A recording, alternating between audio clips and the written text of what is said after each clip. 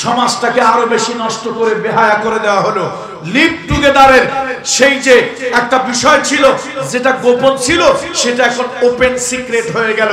এই জন্য লোকেরা বলেন, আমি বলি না, এটা লোকেরা বলে, সমাজ নষ্ট করছে কি কে? পরিমণি।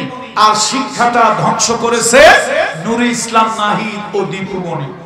শিক্ষার যে মূল্য, যে ভ্যালুস, যে মূল্যবোধ শিক্ষায় থাকা দরকার ছিল, সেই মূল্যবোধ শিক্ষায় নাই। মুহাম্মদ রাসূলুল্লাহ আল্লাহর হাবিবের কাছে প্রথম আয়াত এসেছিল, ইকরা পড়ো, ইকরা পড়ো, the more you read the more you learn। পড়ো বিইসমি রাব্বিকাল্লাযী খালাক, তোমার রবের নামে পড়ো, প্রভুর নামে পড়ো। কিন্তু আমার দেশ থেকে ইসলামী পড়া, ইসলামের আদর্শিক পড়া, ইসলামী চরিত্রের পড়া, নবী মুহাম্মদ রাসূলুল্লাহ সাল্লাল্লাহু আলাইহি ওয়াসাল্লামের দ্বীনের পড়াকে উৎখাত করে দিয়া যত অসভ্যতা, বেহায়াপনা, বেলেল্লাপনা আর যৌন শিক্ষা দেওয়ার জন্য, ট্রান্সজেন্ডার শিক্ষা দেওয়ার জন্য, বাঁদরের বাচ্চা বানানোর জন্য আমার শিক্ষা ব্যবস্থাকে নানান ভাবে উলট পালট করে সাজানো হয়েছিল। কথা ঠিক কিনা বলুন? সুতরাং মুহাম্মদ রাসূলুল্লাহ মানবতার মহান শিক্ষক, মানবতার বন্ধু, মুহাম্মদ রাসূলুল্লাহর আদর্শ বাস্তবায়ন। আজকে মুরব্বীদেরকে বলবো, সমাজের ভিতরে আপনার জীবনে মুহাম্মদ রাসূলুল্লাহর যদি আদর্শ বাস্তবায়ন না করেন, আপনি শান্তি পাবেন না। আজকে ঘরের মা বোনদেরকে বলবো, মুহাম্মদ রাসূলুল্লাহর আদর্শ যদি ঘরে বাস্তবায়ন না করেন, ঘরে শান্তি পাবেন না। সমাজ যারা চলায়, সমাজপতিদেরকে বলি, আপনারাও যদি মুহাম্মদ রাসূলুল্লাহর আদর্শ সমাজে না চালান, তাহলে আপনারাও শান্তি পাবেন না। রাসূলুল্লাহ বলেছেন, আলা কুল্লুকুম রাইন, আলা কুল্লুকুম রাইন ওয়া কুল্লুকুম মাসউলুন আন রাইয়াতিহি। তোমরা প্রত্যেকেই রাখাল, প্রত্যেকেই অভিভাবক।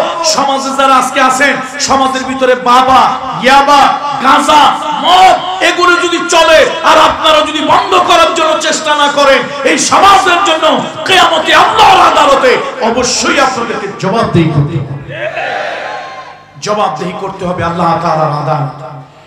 আল্লাহর নবী, বিশ্ব নবী বলেছেন, মুহাম্মদ রাসূলুল্লাহ সাল্লাল্লাহু আলাইহি ওয়াসাল্লাম বলেছেন, একবার আল্লাহ তাআলা ফেরেশতা পাঠাইলেন একটা এলাকা ধ্বংস করে দেওয়ার জন্য। একটা এলাকা ধ্বংস করে দেওয়ার জন্য ফেরেশতা পাঠালেন। ওই ফেরেশতারা ওই এলাকায়, ওই গ্রামে আসলো, একটা ইবাদতখানায় ঢুকলো। সেই ইবাদতখানায় ঢুকে তারা দেখলো একজন ব্যক্তি দিনভর রোজা রাখে, দিনভর রোজা রাখে, রাত জেগে জেগে ইবাদত বন্দেগী করে। এবার ফেরেশতারা আল্লাহর কাছে ফরিয়াদ করলো, আয় বার ইলাহি, আমরা মনে হয় ভুল ঠিকানায় চলে আসছি। এই এলাকার ভিতরে একজন মুরব্বী বুজুর্গ আছেন, একজন মুরব্বী ব্যক্তি আছেন, বুজুর্গ ব্যক্তি, যার 70 বছরের আমলনামায় ফরজ, ওয়াজিব, মুস্তাহাবের কোনো খেলাফ নাই। দিনভর রোজা রাখেন, রাত জেগে জেগে তিনি ইবাদত বন্দেগী করেন। আমরা বোধহয় ভুল জায়গায় চলে আসছি। আল্লাহ বলেন, ও ফেরেশতারা, এই লোকটাকে গজব দিয়ে আগে এই লোকটাকে ধ্বংস করে উল্টায় দাও, আর এরপরে এলাকাটা গজব দিয়ে ধ্বংস করে দাও। কারণ হলো এই লোকটা একা একা শুধু ইবাদত বন্দেগী করে, আর সমাজটা নষ্ট হয়ে যাচ্ছে, জাতি নষ্ট হয়ে যাচ্ছে। এই সমাজ নিয়ে কোনো চিন্তা সে করে না, কোনো চিন্তা করে না। এই জন্য তা'মুরুনা বিল মারুফ ওয়া তানহাউনা আনিল মুনকার, এই দায়িত্বটা আমাদের প্রত্যেকের পালন করতে হবে। ও সমাজের মুরব্বীরা, এই দায়িত্ব যদি আপনারা পালন না করেন, কিয়ামতের দিন আল্লাহর আদালতে অবশ্যই আপনারা আসামি হয়ে যাবেন। এই জন্য আল্লাহ তাআলা কোরআন শরীফের ভিতরে বলেছেন, ওয়ামা আতাকুমুর রাসূলু ফাখুযুহু, আমার নবী যা নিয়ে আসছে, আমার নবী যা নিয়ে আসছে ওইটা তোমরা গ্রহণ করো। ওয়ামা নাহাকুম আনহু ফান্তাহু, আমার নবী যা নিষেধ করেছেন ওইটা থেকে তোমরা বিরত থাকো। মুহাম্মদ রাসূলুল্লাহ যে আদর্শ নিয়ে আসছেন, ওই আদর্শ সমাজে পালন করেন। আল্লাহ নবী বলেছেন, ছোটকে স্নেহ করো, বড়দেরকে সম্মান করো, ছোটকে স্নেহ করো, বড়দেরকে সম্মান করো। নবীজি বললেন, ছোটদেরকে যে স্নেহ করে না, বড়দেরকে যে সম্মান করে না, ফালাইসা মিন্না, ওই লোকটা আমি নবী মুহাম্মদুর রাসূলুল্লাহ আমার উম্মতের অন্তর্ভুক্ত নয়। এই জন্য মারাত্মক কথা আল্লাহ রাসূল সাল্লাল্লাহু আলাইহি ওয়াসাল্লাম বলেছেন, নবীজি বলেছেন, লা ইউমিনু আহাদুকুম হাত্তা কুনা হাব্বা ইলাইহি মিন ওয়ালিদিহি ওয়া ওয়ালাদিহি ওয়ান নাস আজমাইন।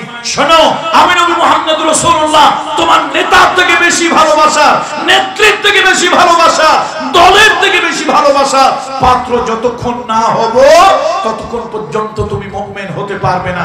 তোমার নেতাকে গালি দিলে, তোমার নেতাকে গালি দিলে তোমার রক্তে শিহরণ লাগে, কলিজায় আঘাত লাগে। তোমার নবীকে নিয়ে আঘাত দেওয়া হয়, ব্লগ লেখা হয়, তোমার কলিজায় আঘাত লাগে না। আপনাদের আবু রেজা নদভী সাহেবকে একটা প্রশ্ন করবেন, আবু রেজা নদভী সাহেব আপনার নেত্রীকে গালি দিয়েছিল, সেইটা আপনার গোয়েন্দা বাহিনী খুঁজে বের করলো, গোয়েন্দা বাহিনী খুঁজে বের করলো। মরহুম আপনার শেখ মুজিবুর রহমান সাহেবকে কে গালি দিল সেটা খুঁজে বের করলো। অথচ মুহাম্মদ রাসূলুল্লাহ সাল্লাল্লাহু আলাইহি ওয়াসাল্লাম তাকে ব্লগে নিয়ে বিশ্রী লেখা হলো, আউযু বিল্লাহি মিনাশ শাইতানির রাজীম, বিসমিল্লাহির রাহমানির রাহিম। হুয়াল্লাযী আরসালা রাসূলাহু বিল হুদা ওয়া দীনিল হক লিইয়ুযহিরাহু আলাদ দীনি কুল্লিহি ওয়ালাউ কারিহাল মুশরিকুন। وقال الله تعالى في آيات أخرى ما آتاكم الرسول فخذوه وما نهاكم عنه فانتهوا. وقال الله تعالى في شان حبيبه آمرا ومخبرا إن الله وملائكته يصلون على النبي يا أيها الذين آمنوا صلوا عليه وسلموا تسليما. اللهم صل على محمد وعلى آل محمد كما صليت على إبراهيم وعلى آل إبراهيم إنك حميد مجيد. بلغ العلا بكماله كشف الدجى بجماله حسنت جميع خصاله صلوا عليه وآله. ये तेरी मिराज थी कि तुम लौहा कलम तक पहुँचा, और मेरी मेराज हो कि मैं तेरे कदम तक पहुँचा बलगल उला बिकमालिही कशफत दुजा बिजमालिही हसनत जमीउ खिसालिही सल्लु अलैहि व आलिही। সাতকানিয়া উপজেলার ঐতিহ্যবাহী রুজুমের পাড়া রূপালী সংঘ ও একতা সংঘের যৌথ উদ্যোগে আয়োজিত 2 দিন ব্যাপী 34তম সিরাতুন নবী সাল্লাল্লাহু আলাইহি ওয়াসাল্লাম মাহফিল। বরকতময় মাস, মহিমান্বিত মাস রজব। সেই রজব মাসে আজকের এই 34তম 2 দিন ব্যাপী মাহফিলের সমাপনী দিবস, সমাপনী অধিবেশনের সম্মানিত সভাপতি মহোদয়, মাহফিলে উপস্থিত হযরত উলামায়ে কেরাম, আইম্মায়ে মাসাজিদ, আমার সামনে উপবিষ্ট দিনদার, ইমানদার, পরহেজগার মুসল্লিরা, তারুণ্যের উচ্ছ্বাস উদ্দীপনায় ভরপুর কিশোর তরুণ যুবকেরা, পর্দার আড়ালের সম্মানিতা মা ও বোনেরা, আমি সকলের প্রতি শ্রেণী মোতাবেক শ্রদ্ধা, ভালোবাসা ও স্নেহ জ্ঞাপন করছি। আসুন আমরা সকলে মিলে আল্লাহ তাআলার শুকরিয়া আদায় করি, পড়ি আলহামদুলিল্লাহ। রব্বানা লাকাল হামদ হামদান কাসীরান তয়্যিবান মুবারাকান ফীহি ইয়া রাব্বি লাকাল হামদু কামা ইয়ানবাগি লিজালালি ওয়াজহিকা ওয়া আযীমি সুলতানিক। আল্লাহ তাআলার শুকরিয়া। ইতিপূর্বে আজকের মাহফিলের 2 দিন ব্যাপী মাহফিলের সম্মানিত প্রধান অতিথি, শুধু তিনি চট্টগ্রামের সম্পদ নন, গোটা বাংলাদেশের সম্পদ, মাটি ও মানুষের নেতা, গণমানুষের নেতা, আপনাদের সুখ দুঃখের সাথী এবং আগামী দিনের কর্ণধর জনাব শাহজাহান চৌধুরী সাহেব হাফেজাহুল্লাহ, তার জবান থেকে আপনারা কথা শুনেছেন, অন্যান্য উলামায়ে কেরামদের জবান থেকেও কথা শুনেছেন এবং নাশিদ শুনে আপনারা কিছুটা তরতাজা হয়েছেন। তবে নাশিদটা তো এশার সালাতের পরে দিলেই ভালো হয়। প্রত্যেকটা জিনিসের একটা সময় আছে, যা হোক তারপর রাতের বেলা আপনারা উপভোগ করেছেন। দীর্ঘ অনেক সময় পরে, অনেক দিন পরে আবার রুজুমের পাড়ায় আল্লাহ তাআলা আসার তৌফিক দিয়েছেন। আল্লাহ তাআলার মেহেরবানি, আমরা আগেও ছিলাম, এখনো আছি। আল্লাহ সুবহানাহু ওয়া তাআলা তৌফিক দিলে সামনেও থাকবো। কিন্তু যেই ষড়যন্ত্রকারীরা ষড়যন্ত্র করেছিল তারা এখন নাই। তারা এখন কোথায়? শুনেন, আল্লাহর ওলিদের কথা এটা কারেন্টের মতো সত্য। মরহুম কোরআনের পাখি শহীদ আল্লামা দেলওয়ার হোসেন সাইদি, নিঃসন্দেহে তিনি একজন মুফাসসিরই শুধু নন, তিনি আল্লাহর একজন জবরদস্ত ওলি ছিলেন। ইত্তাকু ফিরাসাতাল মুমিন ফাইন্নাহু ইয়ানজিলু বিনূরিল্লাহ, তোমরা আল্লাহর ওলিদেরকে ভয় পাও, তারা তো চর্মচোখ দিয়ে নয় অন্তরের দৃষ্টি দিয়ে দেখে কথা বলেন। আল্লাহর ওলি বলেছিলেন সময় একদিন আসবে যেদিন পালানোর জন্য ইঁদুরের গর্ত খুঁজে পাবে না। আল্লাহর ওলির সে কথা সত্য হয়েছে না হয় না?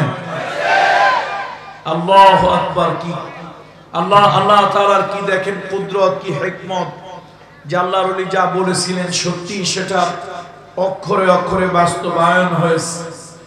তবে হিংসুকদের পরিণতি খারাপ হয়। হিংসুকদের পরিণতি কি হয়? আল্লাহ রাসূল সাল্লাল্লাহু আলাইহি ওয়াসাল্লাম বলেছেন, আবু হুরায়রা রাদিয়াল্লাহু তাআলা থেকে হাদিস খানা বর্ণিত, قال رسول الله صلى الله عليه وسلم إياكم الحسد فإن الحسد يأكل الحسنات كما تأكل النار الحطب أخرجه আবু দাউদ শরীফের হাদিস। আবু হুরায়রা রাদিয়াল্লাহু তাআলা থেকে হাদিস খানা বর্ণিত, রাসূলুল্লাহ সাল্লাল্লাহু আলাইহি ওয়াসাল্লাম বলেছেন, তোমরা সাবধান সাবধান, অহংকার হিংসা করাকে তোমরা ভয় পাও। এই অহংকার, দাম্ভিকতা, হিংসা এটা নেক আমলকে পুড়িয়ে বরবাদ করে দেয়, শেষ করে দেয়, যেরকম আগুন কাঠকে পুড়িয়ে বরবাদ করে দেয়, শেষ করে দেয়। আপনাদের এলাকার এমপি যিনি ছিলেন, তার দেহের তুলনায় তার শরীরে অহংকার বেশি হয়ে গিয়েছিল। এই অহংকারীদেরকে আল্লাহ তাআলা ভালোবাসেন না, অহংকারের পতন হয়। জালিমদেরও কি হয়? পতন হয়, নিকৃষ্ট ভাবে হয়। দলের জায়গায় দল থাকবে, ব্যক্তির জায়গায় ব্যক্তি থাকবে, কিন্তু পৃথিবীর মানুষ থেকে ঘৃণা ভরে হারিয়ে যাবে। যারা অহংকার করে, দাম্ভিকতা প্রদর্শন করে, যারা হিংসুক, যারা নিন্দুক, ওদের শেষ পরিণতি করুণ হয়। কথা ঠিক কিনা বলেন? এজন্য যে রাজনীতি করেন, খবরদার কখনোই অহংকার বেশি করবেন না, হিংসা বিদ্বেষ করবেন না, জনগণকে প্রতিপক্ষ বানাবেন না, জনগণের সাথে বন্ধুসুলভ আচরণ করবেন, জনগণের সুখ দুঃখের সাথী হবেন। কেউ জেলের ভিতরে থেকেও ইজ্জত পায়, আর কেউ ক্ষমতার মসনদে থেকেও জুতার বৃষ্টি পায়। নমরুদ পৃথিবীর 4 জন বাদশার একজন নমরুদ। বেচারার কপালে জুতা হইল, কিন্তু সেটাও যদি বাটার জুতা হইতো, অ্যাপেক্সের জুতা যদি হইতো, তাও মনে কোনো কষ্ট ছিল না। নমরুদ যে জুতা পাইছে, কোন জুতা পাইছিল? হ্যাঁ, কাঠের জুতা, কাঠের। ইহার নাম খড়ম। খড়ম, ইহা নয় নরম, খুব শক্ত জিনিস। যা হোক, আরবিতে মাসটা হলো রজব। কোন মাস? রজব মাস। قد أضل علينا شهر مبارك, আমাদের উপরে একটা মাস এসেছে, এই মাসটা হলো রজব মাস। মানবতার মহান শিক্ষক, মানবতার বন্ধু নবিয়ুনা সাইয়্যিদুনা মুহাম্মদ রাসূলুল্লাহ সাল্লাল্লাহু আলাইহি ওয়াসাল্লাম এই মাসে ধূলির ধরা থেকে ঊর্ধ্বলোকে গমন করেছিলেন, আরশে আজিমের মেহমান হয়ে গিয়েছিলেন। আলহামদুলিল্লাহ। আল্লাহ তাআলা যদি হায়াত দারাজ করেন, আল্লাহ যদি হায়াতে বাঁচিয়ে রাখেন, ইসলামী সমাজ কল্যাণ পরিষদের যে 5 দিন ব্যাপী মাহফিল চট্টগ্রামে, আল্লাহ তাআলা হায়াতে বাঁচিয়ে রাখলে আমার দাওয়াত আছে 28 তারিখ, সম্ভবত সেই দিন শবে মেরাজ। যদি মালিক সেই পর্যন্ত হায়াত দারাজ করেন, তাহলে চট্টগ্রামে ইনশাআল্লাহ আপনাদের সাথে দেখা হবে সমাজ কল্যাণ পরিষদের মাহফিলে। বলুন ইনশাআল্লাহ। সেই পর্যন্ত আল্লাহ তাআলা আমাদের হায়াতকে দীর্ঘায়িত করুন। রহমাতুল লিল আলামিন রজব মাসের চাঁদ উদয় হলে আল্লাহ রাসূল সাল্লাল্লাহু আলাইহি ওয়াসাল্লাম আল্লাহর কাছে দোয়া করতেন, আল্লাহুম্মা বারিক লানা ফি রাজাব ওয়া শাবান ওয়া বাল্লিগনা রমাদান। আল্লাহ তাআলা আমাদের হায়াতের ভিতরে বরকত দান করুন, আমাদের হায়াতকে দীর্ঘ করুন এবং রমাদানের হক আদায় করার জন্য রমাদান পর্যন্ত আমাদেরকে দীর্ঘ হায়াত নসিব করুন। সুতরাং রাসূলুল্লাহর সাথে সেই দোয়া আমরাও করছি। আজকে অত্যন্ত গুরুত্বপূর্ণ একটি সাবজেক্ট, বিশ্ব মানবতার মুক্তির জন্য মহানবী সাল্লাল্লাহু আলাইহি ওয়াসাল্লামের আদর্শ বাস্তবায়নের আবশ্যকতা। মুহাম্মদ রাসূলুল্লাহ কোন আদর্শ নিয়ে আসছিলেন? আল্লাহ তাআলার পক্ষ থেকে তিনি দ্বীনে হক নিয়ে আসছিলেন, সত্য জীবন বিধান নিয়ে আসছিলেন। আজকে সারা দুনিয়ার ভিতরে অশান্তি, রাষ্ট্রে অশান্তি, ঘরে অশান্তি, ব্যবসায় অশান্তি, রাস্তাঘাটে অশান্তি, সর্বত্র যেন অশান্তির দাবানল জ্বলতেছে। শুধু অশান্তির দাবানল, আমেরিকায় দাবানল জ্বলে না, সারা দুনিয়ায় যেন আজকে অশান্তির দাবানল জ্বলছে। সেই দাবানল থেকে শান্তি যদি পেতে চাই, তাহলে কল্যাণ যদি পেতে চাই, শান্তি কল্যাণের জন্য রাস্তা একটা আল্লাহ তাআলা তার হাবিবকে দিয়ে দিলেন, রহমত। সেই রহমতের অনুসরণ করলেই পৃথিবীতে শান্তি আসবে। আল্লাহ তাআলা কালামুল্লাহ শরীফের ভিতরে বলেন, ওয়ামা আরসালনাকা ইল্লা রাহমাতাল লিল আলামিন। নবী হে, আপনাকে আমি রাহমাতুল লিল আলামিন করেছি। মানুষের জন্য রহমত আপনি, কীট পতঙ্গের জন্য রহমত আপনি, গাছপালার জন্য রহমত আপনি, আপনি সংসারের জন্য রহমত, আপনি ঘরের জন্য রহমত, আপনি ব্যবসার জন্য রহমত, আপনি রাষ্ট্রের জন্য রহমত। মুহাম্মদুর রাসূলুল্লাহ, আল্লাহ নবীর আদর্শ যেখানেই থাকবে সেখানে রহমত থাকবে, বরকত থাকবে। রাসূলুল্লাহর আদর্শ, মুহাম্মদুর রাসূলুল্লাহর আদর্শ যেই জায়গায় থাকবে না, ওই জায়গায় রহমত আর বরকত কখনো থাকতে পারে না। কত ঠিক কিনা বলো? রাষ্ট্রের ভিতরে রহমত নাই, রহমত থাকবে কেমনে? সাতার দলেরা সব সেটে খেয়ে ফেলছে। কত ঠিক কিনা বলো? এক লোক, তার একটা চাকর ছিল, চাকরটার অভ্যাস খারাপ, কিছু আনতে দিলেই তা খেয়ে নিয়ে আসে, কিছু আনতে দিলেই তা খেয়ে ফেলে। আজকে মুনিব বলল, যাও একটা রসগোল্লা নিয়ে আসবা। কয়টা রসগোল্লা? একটা রসগোল্লা। তার তো চাটার অভ্যাস, খাওয়ার অভ্যাস।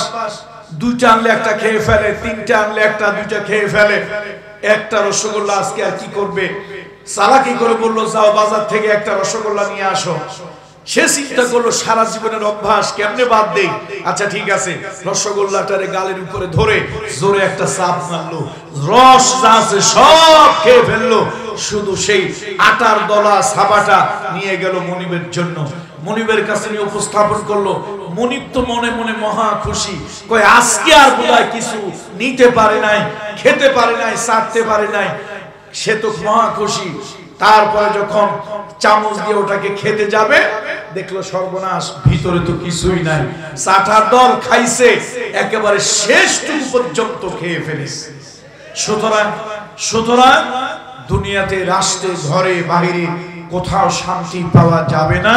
নবী মুহাম্মদ রাসূলুল্লাহ যে আদর্শ নিয়ে এসেছিলেন, বিশ্ব মানবতার মুক্তির মহাদূত মুহাম্মদ রাসূলুল্লাহ, দেখেন না, নবীজির যে সমাজটা এসেছিল, সে সমাজটা ছিল আইয়ামে জাহিলিয়াত। সেই জাহিলিয়াতের সমাজে নবীজি শান্তি আনলেন, কল্যাণ আনলেন। নবীজির 4 সাহাবা, তারা একটা কল্যাণময় খেলাফত আমাদের, তিনি এমন একটা সমাজ কায়েম করলেন। মানুষ অভাব ছিল কিন্তু স্বভাব ভালো ছিল। মানুষ যাকাতের টাকা নিয়ে বিভিন্ন জায়গায় ঘুরে বেড়াতো, যাকাত কে নেবে, যাকাত কে নেবে। যাকাত নেওয়ার মতো মানুষ খুঁজে পাওয়া যেত না। বন্ধুরা আমার, মুহাম্মদ রাসূলুল্লাহ সাল্লাল্লাহু আলাইহি ওয়াসাল্লাম মক্কা ছেড়ে মদিনায় গেলেন, সেখানে কল্যাণময় একটি রাষ্ট্র স্থাপন করলেন। নবী যে আদর্শ নিয়ে আসছিলেন, সে আদর্শের আলোকে একটা কল্যাণময় রাষ্ট্র আল্লাহ নবী স্থাপন করলেন। সেই রাষ্ট্রে গরিবের ভাগ্য পরিবর্তন হলো, এতিমের অভিভাবক ফিরে পেল, বিধবা নারীর পেটের ভাতের ব্যবস্থা হলো, যারা অভাবের কারণে ঋণ করে মারা গিয়েছে সেই মানুষগুলি ঋণের জিম্মাদারি, ঋণের দায় দায়িত্ব রাষ্ট্রীয়ভাবে মুহাম্মদ রাসূলুল্লাহ সাল্লাল্লাহু আলাইহি ওয়াসাল্লাম আল্লাহর নবী তার কাঁধে তুলে নিলেন। সুতরাং নবীর আদর্শ, রাসূলুল্লাহ যে আদর্শ নিয়ে আসছিলেন, দ্বীন নিয়ে আসছিলেন আমাদের জন্য, সে দ্বীন যদি আমরা গ্রহণ করতে পারি, সে দ্বীন যদি আমরা মানতে পারি, সে দ্বীন যদি আমরা সর্বত্র প্রতিষ্ঠা করতে পারি, তাহলে পৃথিবীতে আবার শান্তি আসবে, কল্যাণ আসবে। না হলে মানব রচিত কোনো তন্ত্র মন্ত্র দিয়ে, মানব রচিত কোনো আইন ও কানুন দিয়ে পৃথিবীর মানুষকে কখনোই কোনোভাবেই শান্তি দেওয়া সম্ভব নয়। এই জন্য আল্লাহ তাআলা মুহাম্মদ রাসূলুল্লাহ সাল্লাল্লাহু আলাইহি ওয়াসাল্লাম মানবতার বন্ধু, মানবতার শিক্ষক নবীকে আল্লাহ তাআলা কি দিয়েছিলেন? নবীকে দিয়েছিলেন দ্বীন। আল ইয়াউমা আকমালতু লাকুম দীনাকুম ওয়া আতমামতু আলাইকুম নি'মাতি ওয়া রাদিতু লাকুমুল ইসলাম দীনা। আল্লাহ তাআলা পরিপূর্ণ একটা জীবন ব্যবস্থা মুহাম্মদ রাসূলুল্লাহকে দিয়েছেন। আজকে আমরা জাতীয়তাবাদ মানি, ধর্মনিরপেক্ষ মতবাদ মানি, সমাজতন্ত্র মানি, মুসলমানের সন্তান আল্লাহর নবীর দ্বীন, এই দ্বীনের কথা বললেই মুসলমানের গাও গরম হয়ে যায়, মুসলমান ক্ষিপ্ত হয়ে যায়। কোরআনের বিধান কায়েমের কথা যখন বলা হয়, অমুসলিমের থেকে মুসলমানের সন্তান আগে বাধা হয়ে দাঁড়ায়। কথা ঠিক কিনা বলেন? কি দুর্ভাগ্য, কি দুঃখ! অমুসলিমের সন্তান যদি বাধা দিত আমার দ্বীনের নবীর বিধানকে কায়েম করতে, বাধা যদি অমুসলিম দিত, এত দুঃখ লাগতো না। মুসলমানের সন্তান বাধা দেয়, কয় যে ইসলাম প্রতিষ্ঠা করা যাবে না, কোরআনকে সংবিধান বানানো যাবে না, মুহাম্মদ রাসূলুল্লাহর আদর্শ দিয়ে দেশ চালানো যাবে না। অথচ এই মানুষগুলি জিলাপি খায় নবীজির সুন্নাত মনে করে, তারপরে নানান ধরনের আপনার বিভিন্ন কাজ কারবার করে, কয় সেগুলি নবীজির সুন্নাত, কিন্তু রাষ্ট্র প্রতিষ্ঠা নবীজির যেই আদর্শ নিয়ে আসে, রাষ্ট্র সেই আদর্শ প্রতিষ্ঠা করা সুন্নাত। আল্লাহ নবী মানুষে ব্যবধান দূর করেছেন, সাদা কালোর ব্যবধান দূর করেছেন, এতিমের অভিভাবকত্ব নিয়েছেন, বিধবা নারীর দায়িত্ব নিয়েছেন। আল্লাহ নবী অভাবী লোকগুলোর দায়িত্ব নিয়েছেন। একটি কল্যাণময় রাষ্ট্র রাসূলুল্লাহ স্থাপন করেছেন, কিন্তু এই কাজগুলি আমরা করতে রাজি হই না, যার কারণে আজকে পৃথিবীতে অশান্তি। আজকে পৃথিবীতে অশান্তি। শান্তি কোন জায়গায় আছে বলেন? কোন জায়গায় শান্তি আছে? স্বামী স্ত্রী সম্পর্ক, সেখানে রাসূলুল্লাহর আদর্শ নাই। বাবা ছেলের সম্পর্ক, সেখানে রাসূলুল্লাহর আদর্শ নাই। তারপরে বন্ধু বান্ধবের সম্পর্ক, সেখানে রাসূলুল্লাহর আদর্শ নাই। বেচা কেনা, খরিদ্দার আর দোকানদার, সেখানে রাসূলুল্লাহর আদর্শ নাই।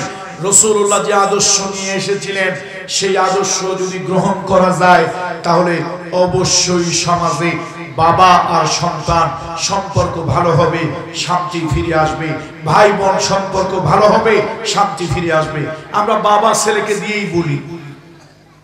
অনেক বাবা আছেন সন্তান জন্ম দিয়ে ছেড়ে দেয়, এই সন্তানের কোনো দায় দায়িত্ব সে নেয় না। আবার বাবারা অনেক সময় পার্সিয়ালিটি করেন, এক ছেলেকে সম্পদ দেন আর এক ছেলেকে দেন না। এটা কিন্তু মারাত্মক একটা গুনাহ, কবিরা গুনাহ, কোন সন্তানকে বঞ্চিত করা, ছেলেদেরকে সম্পদ দেওয়া, মেয়েদেরকে দোয়া দেওয়া। আচ্ছা, আপনি এত বড় কোন বুজুর্গ হইলেন যে আপনি ছেলেদেরকে লক্ষ লক্ষ টাকার সম্পদ দিলেন আর মেয়েদেরকে মাহরুম করলেন, বঞ্চিত করলেন, দোয়া দিলেন? আপনি এত বড় বুজুর্গ হলেন যে আপনার দোয়ার এত দাম, ছেলেদেরকে দিলেন সম্পদ, মেয়েদেরকে দিলেন দোয়া না। এটা হচ্ছে নবীজির সুন্নতের স্পষ্ট খেলাফ। আল্লাহ নবী মুহাম্মদ রাসূলুল্লাহ সাল্লাল্লাহু আলাইহি ওয়াসাল্লাম যে শরীয়ত নিয়ে আসছিল, সেই শরীয়তের স্পষ্ট খেলাফ। এই জন্য বাবা মা তার সন্তানদেরকে এক চোখে দেখবে, লালন পালন করবে। সন্তান জন্মগ্রহণ করার পরে ডান কানে আযান দেবে, বাম কানে ইকামত দেবে। কোন বুজুর্গ ব্যক্তির কাছে নিয়ে একটু তাহনিয়া করে দেবে, একটু খেজুর চিবিয়ে একটু মুখের মধ্যে লাগিয়ে দেবে। 7 দিনের দিন আকিকা করবে, অর্থাৎ জন্মের 6 দিন পরে 7 দিনের দিন আকিকা করে দেবে, ভালো একটা মুসলিম নাম রাখবে। অথচ আমার দেশের বাবারা আযান নাই, ইকামত নাই, আকিকা নাই, তাহনিয়া নাই। সন্তান জন্মের পরে এগুলি কাজগুলি তারা করেন না। এরপরে সন্তান বড় হলে দ্বীনি শিক্ষা দেওয়া, দুনিয়াবি শিক্ষা দেয়, কিন্তু দ্বীনি শিক্ষা তারা দেয় না। রাসূলুল্লাহর আদর্শ যেখান থেকেই চলে গিয়েছে সেখান থেকেই শান্তি উঠে গেছে। আল্লাহর নবীর আদর্শ যেখান থেকে উঠে গিয়েছে সেখান থেকেই শান্তি উঠে গিয়েছে। পৃথিবীতে আজকে শান্তি ঘরেও নাই, বাহিরেও নাই, রাজনৈতিক অঙ্গনেও নাই। কত ঠিক কিনা বলেন? বন্ধুরা আমার, আল্লাহর নবীর ছেলে সন্তান আর মেয়ে সন্তানের ভিতরে কোনো পার্থক্য রাসূলুল্লাহ করতেন না। এটা নবীজির আদর্শ নয়। আমাদের দেশে ছেলে হলে দাদারা খুশি হয়, ছেলে হলে দাদি খুশি, দাদা খুশি, বাবা খুশি। কিন্তু যদি মেয়ে হয় তাহলে কিন্তু এরা খুশি হয় না। ও বাবা, ও দাদা, কন্যা যে আল্লাহ তাআলা দেয়, পুত্র ওই আল্লাহ তাআলা দেয়। আমার রাসূলুল্লাহ সাল্লাল্লাহু আলাইহি ওয়াসাল্লাম আল্লাহর নবী ছেলে আর মেয়েদের মধ্যে কোনো পার্থক্য করেন নাই।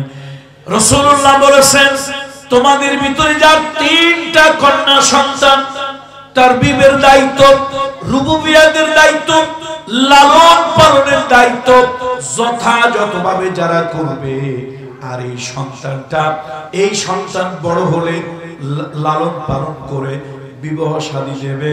আল্লাহ নবী বলেছেন, ও কন্যার বাবা, ও কন্যার মা, তুমি আর আমি নবী মুহাম্মদুর রাসূলুল্লাহ পাশাপাশি জান্নাতে থাকবো।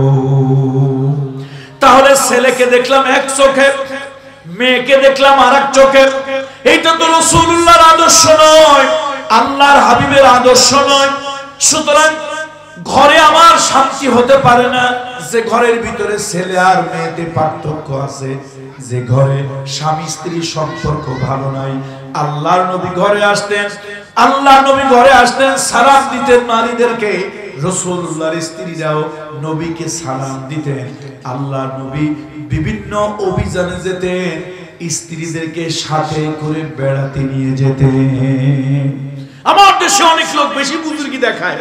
কিছু লোক আছে না বুজুর্গ, আরে সর্বনাশ কি বুজুর্গ, বউ নিয়ে বের হয় না, বউকে কোথাও বের হতে দেয় না, একেবারে পলিথিন দিয়ে পেঁচাইয়া, বোরখা দিয়ে মোড়াইয়া, তারপরে ঘরের মধ্যে রেখে তালা দিয়ে দেয়।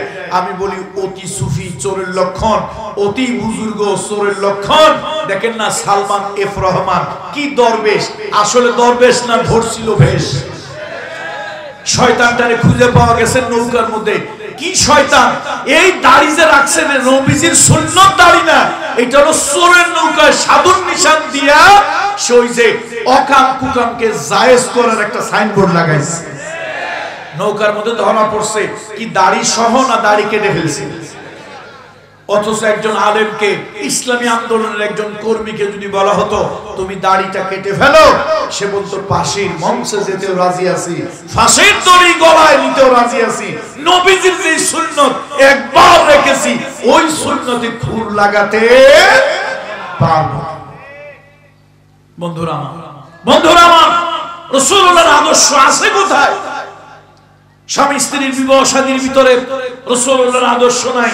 এই জন্য স্বামী স্ত্রী দাম্পত্য জীবনে শান্তি নাই। স্বামী স্ত্রী প্রতিপক্ষ, দুজন একজন আরেকজনের প্রতিপক্ষ। অথচ আল্লাহ তাআলা কোরআনুল কারীমের ভিতরে বললেন, হুন্না লিবাসুল লাকুম ওয়া আনতুম লিবাসুল লাহুন্না। তারা হলো তোমাদের পরিচ্ছদ, তোমরা হলো তাদের পরিচ্ছদ। রাসূলুল্লাহ সাল্লাল্লাহু আলাইহি ওয়াসাল্লাম বলেছেন, মানুষ বিবাহ করে তার বংশমর্যাদা দেখে, সৌন্দর্য দেখে, টাকা পয়সা অর্থবৃত্ত দেখে, আরেকটা হলো তার দ্বীনদারি দেখে। ফাজফারু বিযাতিদ দ্বীন। আল্লাহ নবী বললেন, তুমি যখন বিয়ে করবে তার কি টাকা আছে টাকার দিকে লক্ষ্য করিও না, তার বংশমর্যাদার দিকে লক্ষ্য করিও না, তার ধন দৌলতের দিকে লক্ষ্য করিও না, লক্ষ্য করো আগে তার দিনদারি আছে কিনা।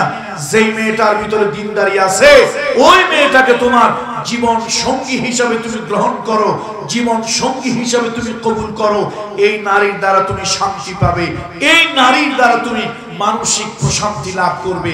দেখেন আমরা সেটা ভুলে গিয়ে আমরা কি করি, টাকা খুঁজি, টাকা।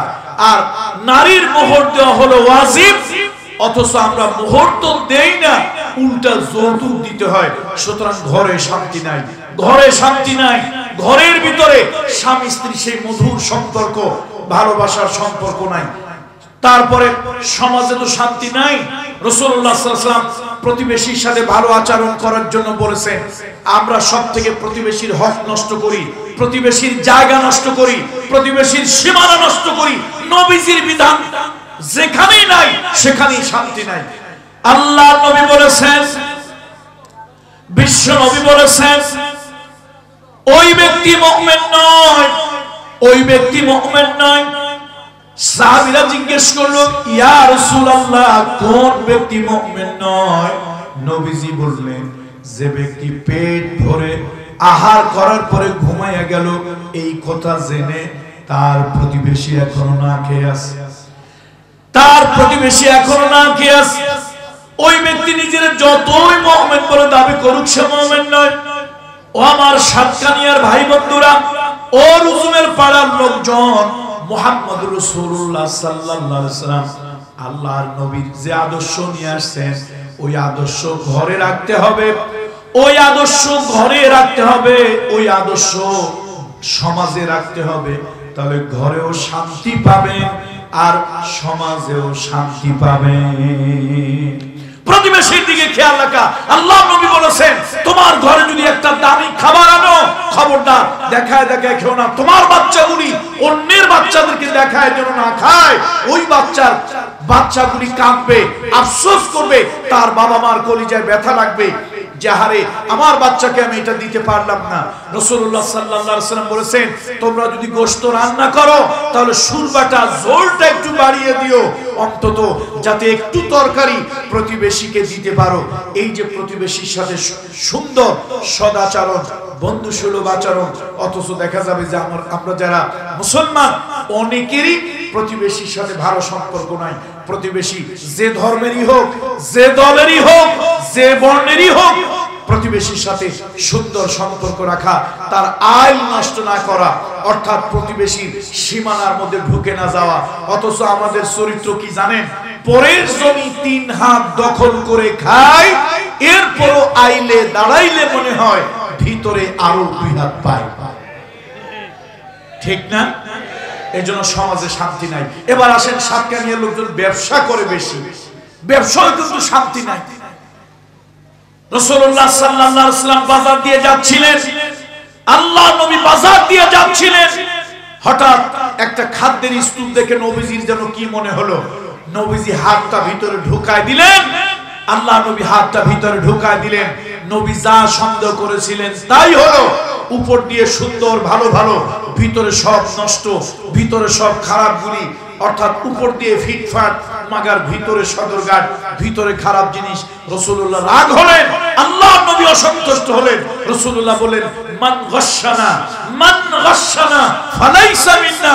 এরকম ব্যবসার ক্ষেত্রে যারা ধোঁকা দেয়, আমি মুহাম্মদ রাসূলুল্লাহ বলতেছি, ওই ব্যক্তি আমার উম্মত নয়। কি কঠিন কথা! আজকে যদি রাসূলুল্লাহ সাল্লাল্লাহু আলাইহি ওয়াসাল্লাম আল্লাহ নবীর এই বিধান ব্যবসার ক্ষেত্রে যদি চলতো, ব্যবসার সেক্টরটা ভালো চলতো না খারাপ চলতো? এখন প্রতিযোগিতা হয়েছে, কে কত খাদ্যে ভেজাল দিতে পারে, ওজনে কম দিতে পারে, কে কত 2 নম্বরি 6 নম্বরি করতে পারে। হুজুর এখন আর দরবেশগিরি করলে আর ব্যবসা চলে না। অথচ রাসূলুল্লাহ বলেছেন, রিজকের 90 ভাগ আপনার চাকরি, কৃষি, নানান ভাবে আমরা রিজিক পাই। পেশাজীবীরা চাকরি করে পায়, উকিল সাহেবেরা ওকালতি করে পায়, ডাক্তার সাহেবেরা ডাক্তারি করে পায়, তারপরে কৃষক কৃষি কাজ করে তার জীবন জীবিকা নির্বাহ করে। আল্লাহ নবী বলেছেন যারা ব্যবসা করে জীবন জীবিকা নির্বাহ করে রিজকের 90 ভাগ আল্লাহ তাআলা রিজকের 90 ভাগ ব্যবসার মাধ্যমে দিয়ে থাকেন। আর সত্যবাদী ব্যবসায়ী মান নবিয়্যিন ওয়াস সিদ্দিকিন ওয়াস শুহাদা, আল্লাহ নবী বলেছেন যারা সত্যবাদী ব্যবসায়ী তারা কিয়ামতের ময়দানে নবীদের সাথে, সিদ্দিকিনদের সাথে, শুহাদাদের সাথে জান্নাতি হবে। ব্যবসা রাসূলুল্লাহর সেই বিধান নাই। আল্লাহ নবী ব্যবসার যে সুন্দর পদ্ধতি দিয়েছেন, আজকে ব্যবসার সেই পদ্ধতি নাই। ব্যবসাটা হয়ে গেছে মনোপলি ব্যবসা, ব্যবসাটা হয়ে গেছে কালোবাজারি ব্যবসা। ব্যবসায়িক সেক্টরে শান্তি নাই, মানুষেরা মজুদ করে কালোবাজারি করে। আল্লাহ নবী লানত দিয়েছেন যারা নাকি কৃত্রিম সংকট সৃষ্টির জন্য, দাম বাড়িয়ে দেওয়ার জন্য মালকে মজুদ করে, নবীজি তাদের উপরে লানত দিয়েছেন। আজকে দেখেন আমাদের সমাজে এগুলি চলতেছে, শান্তি কোনো জায়গা নাই। রাষ্ট্রে যদি যান সেখানেও শান্তি নাই, সব দলীয়করণ, আত্মীয়করণ। কথা ঠিক কিনা? রাসূলুল্লাহ সাল্লাল্লাহু আলাইহি ওয়াসাল্লাম আল্লাহ নবীর কাছে একজন দরবেশ সাহাবী এলেন, একজন দরবেশ বুজুর্গ সাহাবী এলেন। দরবেশ বলছি মানে দুনিয়াবি খোঁজ খবর তার কম। নবীজি মদিনায় একটা কল্যাণময় রাষ্ট্র গঠন করলেন। আমি যদি রাষ্ট্রপতি হই, আমি যদি প্রধানমন্ত্রী হই, আমার আত্মীয় স্বজন আমার কাছে আসবে, এটাই স্বাভাবিক। রাসূলুল্লাহ মদিনার রাষ্ট্র একটা কল্যাণময় রাষ্ট্র স্থাপন করলেন। এবার রাসূলুল্লাহ সাল্লাল্লাহু আলাইহি ওয়াসাল্লামের কাছে একজন সাহাবী এসে বলল, ইয়া রাসূলুল্লাহ, হুজুর আমাকে রাষ্ট্রের এই চাকরিটা দেন। আল্লাহ নবী রাগ হলেন, রাসূলুল্লাহ রাগ হলেন, হুজুরের মনের ভিতরে কষ্ট লাগলো। ফাদরাবা আলা মানকিবি, রাসূলুল্লাহ তার ঘাড়ের উপরে একটা থাপ্পড় মারলেন। এবার রাসূলুল্লাহ দাঁড়ালেন আর বললেন, ইন্নাহা লা আমানাতুন, তুমি যে আমার কাছে রাষ্ট্রের চাকরিটা চাইলা, এই চাকরিটা সাধারণ কোনো বিষয় নয়, এই চাকরি হলো একটা আমানত। এই আমানতের জন্য আল্লাহ তাআলা কিয়ামতের ময়দানে এই আমানতের জন্য আল্লাহ জিজ্ঞাসা করবে, জবাবদিহি করতে হবে। যদি কেউ এই আমানত ঠিক মতো আদায় না করে, এই আমানতের খেয়ানত করে, আল্লাহর আদালতে জবাব দিতে হবে। তাহলে রাষ্ট্রের যারা চাকরি পাবে তারা আত্মীয় হওয়ার কারণে চাকরি পাবে না, দলীয় হওয়ার কারণে চাকরি পাবে না, বরং রাসূলুল্লাহ অন্য একটা হাদিসের ভিতরে আল্লাহ নবী কি আদর্শের কথা বললেন, তুমি রাষ্ট্রের চাকরি নিলা অথচ জনগণের হক আদায় করলে না। রাষ্ট্রের চাকরি নিয়ে জনগণের হক ঠিক মতো আদায় করলে না। নবীজি বলেছেন এই লোকগুলি হলো গাদ্দার। এই লোকগুলি কি? লিকুল্লি গাদ্দারিন লিওয়াউন, কিয়ামতের ময়দানে এই গাদ্দার যারা হবে, অর্থাৎ রাষ্ট্রের বেতন খাইছে, রাষ্ট্রের চাকরি করে, অথচ বিশেষ দলীয় এজেন্ডা বাস্তবায়ন করার জন্য চেষ্টা করেছে, জনগণের হক আদায় করে নাই, জনগণের উপরে ঠিক মতো আচরণ, বন্ধুসুলভ আচরণ করে নাই। নবীজি বলেন এই লোকগুলি কিয়ামতের ময়দানে যখন উঠবে, আল্লাহ তাআলা তাদের পাছার মধ্যে বিরাট বড় একটা পতাকা লাগায় দেবে। নাউযুবিল্লাহ। পাছার মধ্যে কি লাগায় দেবে? কথা কয় না, কি লাগায় দেবে? পতাকা লাগায় দেবে। লিকুল্লি গাদ্দারুন লিওয়াউ, প্রত্যেকটাই গাদ্দারের মধ্যে আল্লাহ তাআলার ফেরেশতারা বিরাট বড় একটা পতাকা, একটা নিশান লাগায় দেবে। আর কিয়ামতের ময়দানে লোকেরা বলতে থাকবে, হাদা গাদ্দারুন ফুলানুন, হাদা গাদ্দারুন ফুলানুন, এটা হলো অমুক গাদ্দার, অমুক গাদ্দার, অমুক জেলার ডিসি, অমুক জেলার এসপি, অমুক থানার টিওনো, অমুক থানার ওসি। এগুলি বলতে থাকবে। কেন? সে রাষ্ট্রের দায়িত্ব নিয়েছে কিন্তু বিশেষ দলীয় এজেন্ডা বাস্তবায়নের কাজ করেছে। আল্লাহ নবী বলেছেন না, রাষ্ট্রের যারা চাকরি নেয় তারা হলো জনগণের খাদেম, জনগণের খেদমত করবে, বিশেষ কোন দল গোষ্ঠীর খেদমত নয়। তাহলে ব্যবসায় শান্তি নাই, নবীজির আদর্শ নাই। ঘরে শান্তি নাই, নবীজির শান্তি নাই। স্বামী স্ত্রীর শান্তি আছে? এনজিও গুলো আমাদের দেশের মহিলাদেরকে শিখাই দিয়েছে, আমার দেশের নারীকে শিখাই দিয়েছে কি স্বামীর কথা মানবো না, কিস্তি দেওয়া ছাড়বো না, তারপরে ঝড় বৃষ্টি মানবো না। স্বামী স্ত্রী হলো পৃথিবীর প্রথম সম্পর্ক। আল্লাহর হাবিব মুহাম্মদ রাসূলুল্লাহ সাল্লাল্লাহু আলাইহি ওয়াসাল্লাম স্ত্রীদেরকে ভালোবাসতেন, স্ত্রীদেরকে ভালোবাসা সুন্নাত। আজকে স্বামী স্ত্রীর ভালোবাসা নাই, স্বামীরা স্ত্রীদেরকে ভালোবাসেন না, আবার অনেক স্ত্রী স্বামী বাদ দিয়া অনেকের সাথে পরকীয়ায় লিপ্ত হয়ে যায়, ঠিক না? সুতরাং রাসূলুল্লাহ সাল্লাল্লাহু আলাইহি ওয়াসাল্লাম মানবতার বন্ধু মুহাম্মদ রাসূলুল্লাহ সাল্লাল্লাহু আলাইহি ওয়াসাল্লামের আদর্শ বাস্তবায়ন, সে আদর্শটা রাষ্ট্রীয় বাস্তবায়ন, পরিবারে বাস্তবায়ন, সমাজে বাস্তবায়ন। নবীর আদর্শ যেখানেই নাই, নবীর আদর্শ যেখানেই বাস্তবায়ন নাই, সেখানে শান্তি না অশান্তি? বলেন শান্তি না অশান্তি? রাসূলুল্লাহর আদর্শ যেখানেই বাস্তবায়ন হয় নাই, সেখানেই অশান্তি। শিক্ষা ক্ষেত্রে আল্লাহ নবীর আদর্শ নাই, শিক্ষা ক্ষেত্রে আল্লাহ নবীর আদর্শ নাই। দেখুন, সৃষ্টি জগতের প্রথম শিক্ষক হলেন আল্লাহ, সৃষ্টি জগতের প্রথম ছাত্র হলো আবুল বাশার আদম সফিউল্লাহ। আর মুহাম্মদ রাসূলুল্লাহকে আল্লাহ তাআলা গারে হেরায় 5টা বছর কুদরত দিয়ে আল্লাহ তাআলা তাকে শিখাইছেন। আল্লাহ হলেন উস্তাদ আর মুহাম্মদ রাসূলুল্লাহ হলেন ছাত্র। রুহুল আমিন জিবরাইলের মাধ্যমে আল্লাহ তাআলা শিক্ষা দিয়েছেন। অথচ আমার দেশের শিক্ষা ব্যবস্থাটা নষ্ট হয়ে গেছে। বাচ্চাদেরকে যেন তেন শিক্ষা দেওয়া হয়, যেন তেন শিক্ষা দেওয়া হয়। কি শিক্ষা আমাদের দেশে? ডিম ভর্তা আর আলু ভাজি শিক্ষা দেওয়ার জন্য বিগত সরকারের আমলে। এই জন্য অনেকে দুঃখ করে বলেছেন, বিগত সরকারের আমলে সমাজ ধ্বংস করছে পরিমণি, আর শিক্ষা ধ্বংস করেছে নুরুল ইসলাম নাহিদ ও দীপুমণি। সমাজ ধ্বংস করছে কে? পরিমণি। পরিমণি সমাজটা কেমনে ধ্বংস করলো? দেখেন, মামুনুল হক বউ নিয়ে কোথায় গেছিল? রিসোর্টে। কেউ কয় দ্বিতীয় বউ। আচ্ছা, দ্বিতীয় হোক, তৃতীয় হোক, চতুর্থ পর্যন্ত তো অসুবিধা নাই। কোনটা হইলে অসুবিধা? পঞ্চম হইলে অসুবিধা। এখন যে বউ 1 নম্বর হোক, 2 নম্বর হোক, 3 নম্বর হোক, কথা কয় না, 4 নম্বর হোক, গিলিয়া গেলে তো দোষের কিছু না। তো মামুনুল হক সাহেবেরা বউ নিয়ে রিসোর্টে গেলে সমস্যা, কিন্তু পরিমণিরা বিবাহের আগে পেটে বাচ্চা ঢুকাইলে তার বেবি পাম্প নিয়ে আসে, ছবি দিল। আর সাংবাদিকেরাও কি বেহায়া সাংবাদিক, তারা আবার সেই বাচ্চা সমেত সেই উঁচা পেটের ছবি সারা দুনিয়ায় ভাইরাল করে দিল। একটা লোক সমাজে খুঁজে পাওয়া গেল না। এই মহিলার জিজ্ঞেস করবে, তোর বিবাহ হইল পরে, তোর পেটে বাচ্চা আগে ঢুকলো কেন?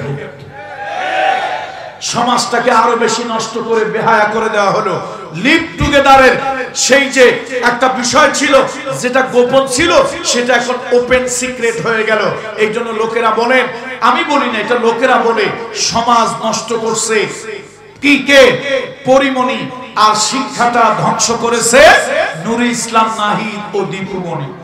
শিক্ষার যে মূল্য, যে ভ্যালুস, যে মূল্যবোধ শিক্ষায় থাকা দরকার ছিল, সেই মূল্যবোধ শিক্ষায় নাই। মুহাম্মদ রাসূলুল্লাহ আল্লাহর হাবিবের কাছে প্রথম আয়াত এসেছিল, ইকরা পড়ো, ইকরা পড়ো। the more you read, the more you learn। পড়ো বিইসমি রাব্বিকাল্লাযী খালাক, তোমার রবের নামে পড়ো, প্রভুর নামে পড়ো। কিন্তু আমার দেশ থেকে ইসলামী পড়া, ইসলামের আদর্শিক পড়া, ইসলামিক চরিত্রের পড়া, নবী মুহাম্মদ রাসূলুল্লাহ সাল্লাল্লাহু আলাইহি ওয়াসাল্লামের দ্বীনের পড়াকে উৎখাত করে দিয়া যত অসভ্যতা, বেহায়াপনা, বেলেল্লাপনা আর যৌন শিক্ষা দেওয়ার জন্য, ট্রান্সজেন্ডার শিক্ষা দেওয়ার জন্য, বাঁদরের বাচ্চা বানানোর জন্য আমার শিক্ষা ব্যবস্থাকে নানান ভাবে উলট পালট করে সাজানো হয়েছিল। কথা ঠিক কিনা বলুন? সুতরাং মুহাম্মদ রাসূলুল্লাহ মানবতার মহান শিক্ষক, মানবতার বন্ধু, মুহাম্মদ রাসূলুল্লাহর আদর্শ বাস্তবায়ন। আজকে মুরব্বীদেরকে বলবো, সমাজের ভিতরে আপনার জীবনে মুহাম্মদ রাসূলুল্লাহর যদি আদর্শ বাস্তবায়ন না করেন, আপনি শান্তি পাবেন না। আজকে ঘরের মা বোনদেরকে বলবো, মুহাম্মদ রাসূলুল্লাহর আদর্শ যদি ঘরে বাস্তবায়ন না করেন, ঘরে শান্তি পাবেন না। সমাজ যারা চলায়, সমাজপতিদেরকে বলি, আপনারাও যদি মুহাম্মদ রাসূলুল্লাহর আদর্শ সমাজে না চালান তাহলে আপনারাও শান্তি পাবেন না।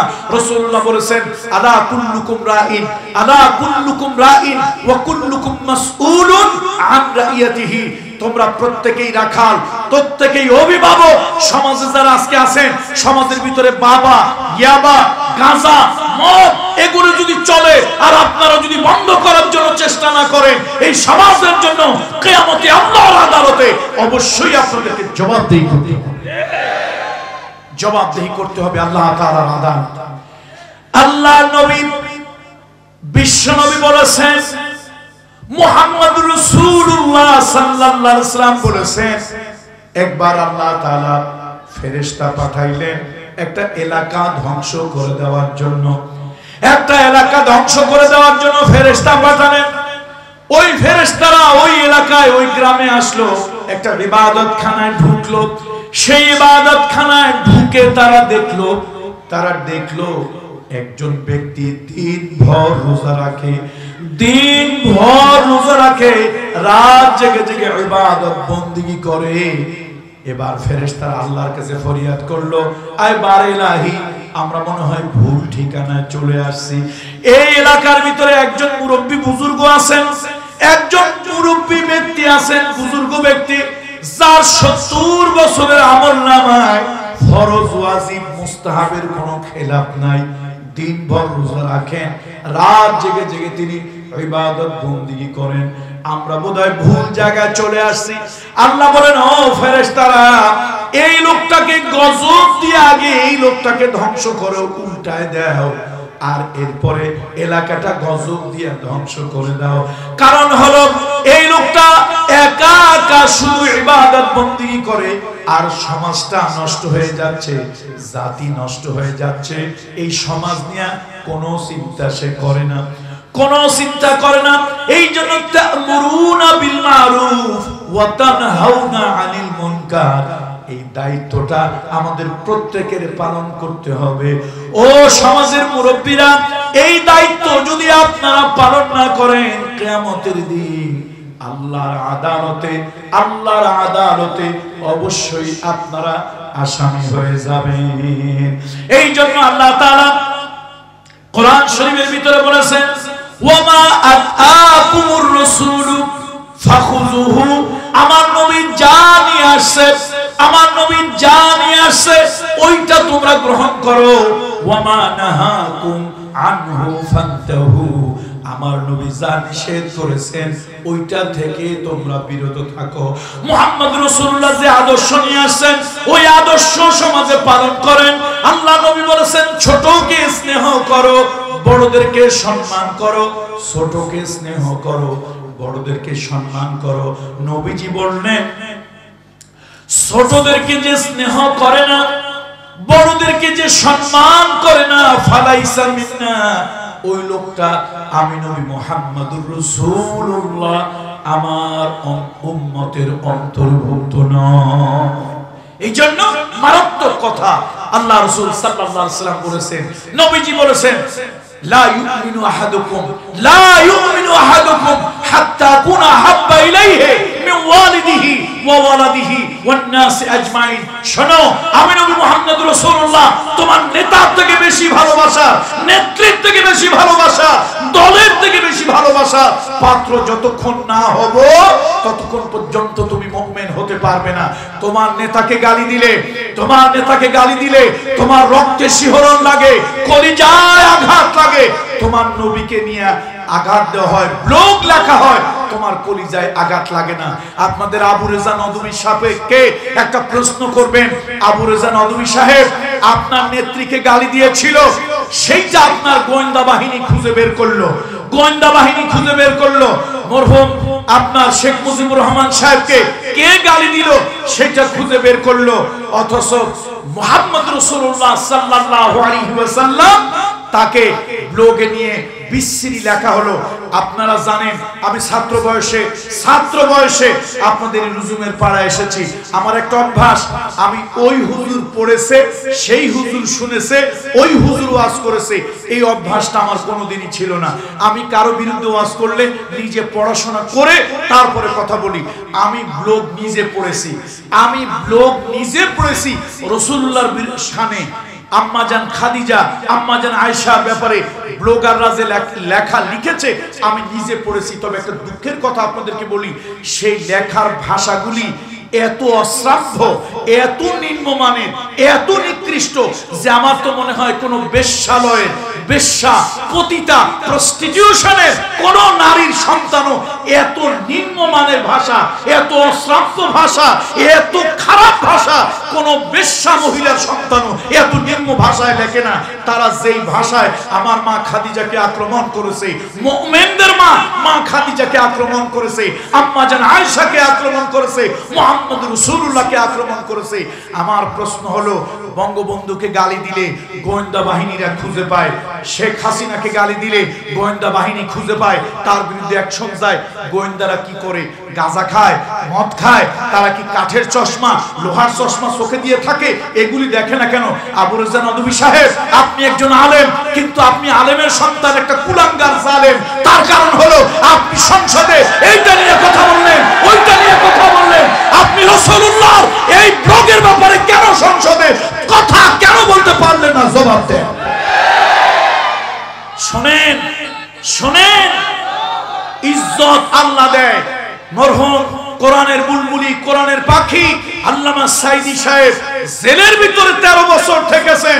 আল্লাহ ইউসুফ আলাইহিস সালামের মতো তার ইজ্জত বাড়িয়ে দিয়েছেন।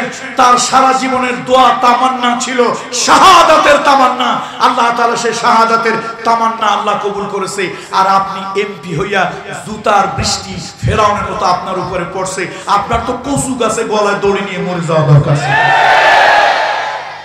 ইজ্জত কে দেয়?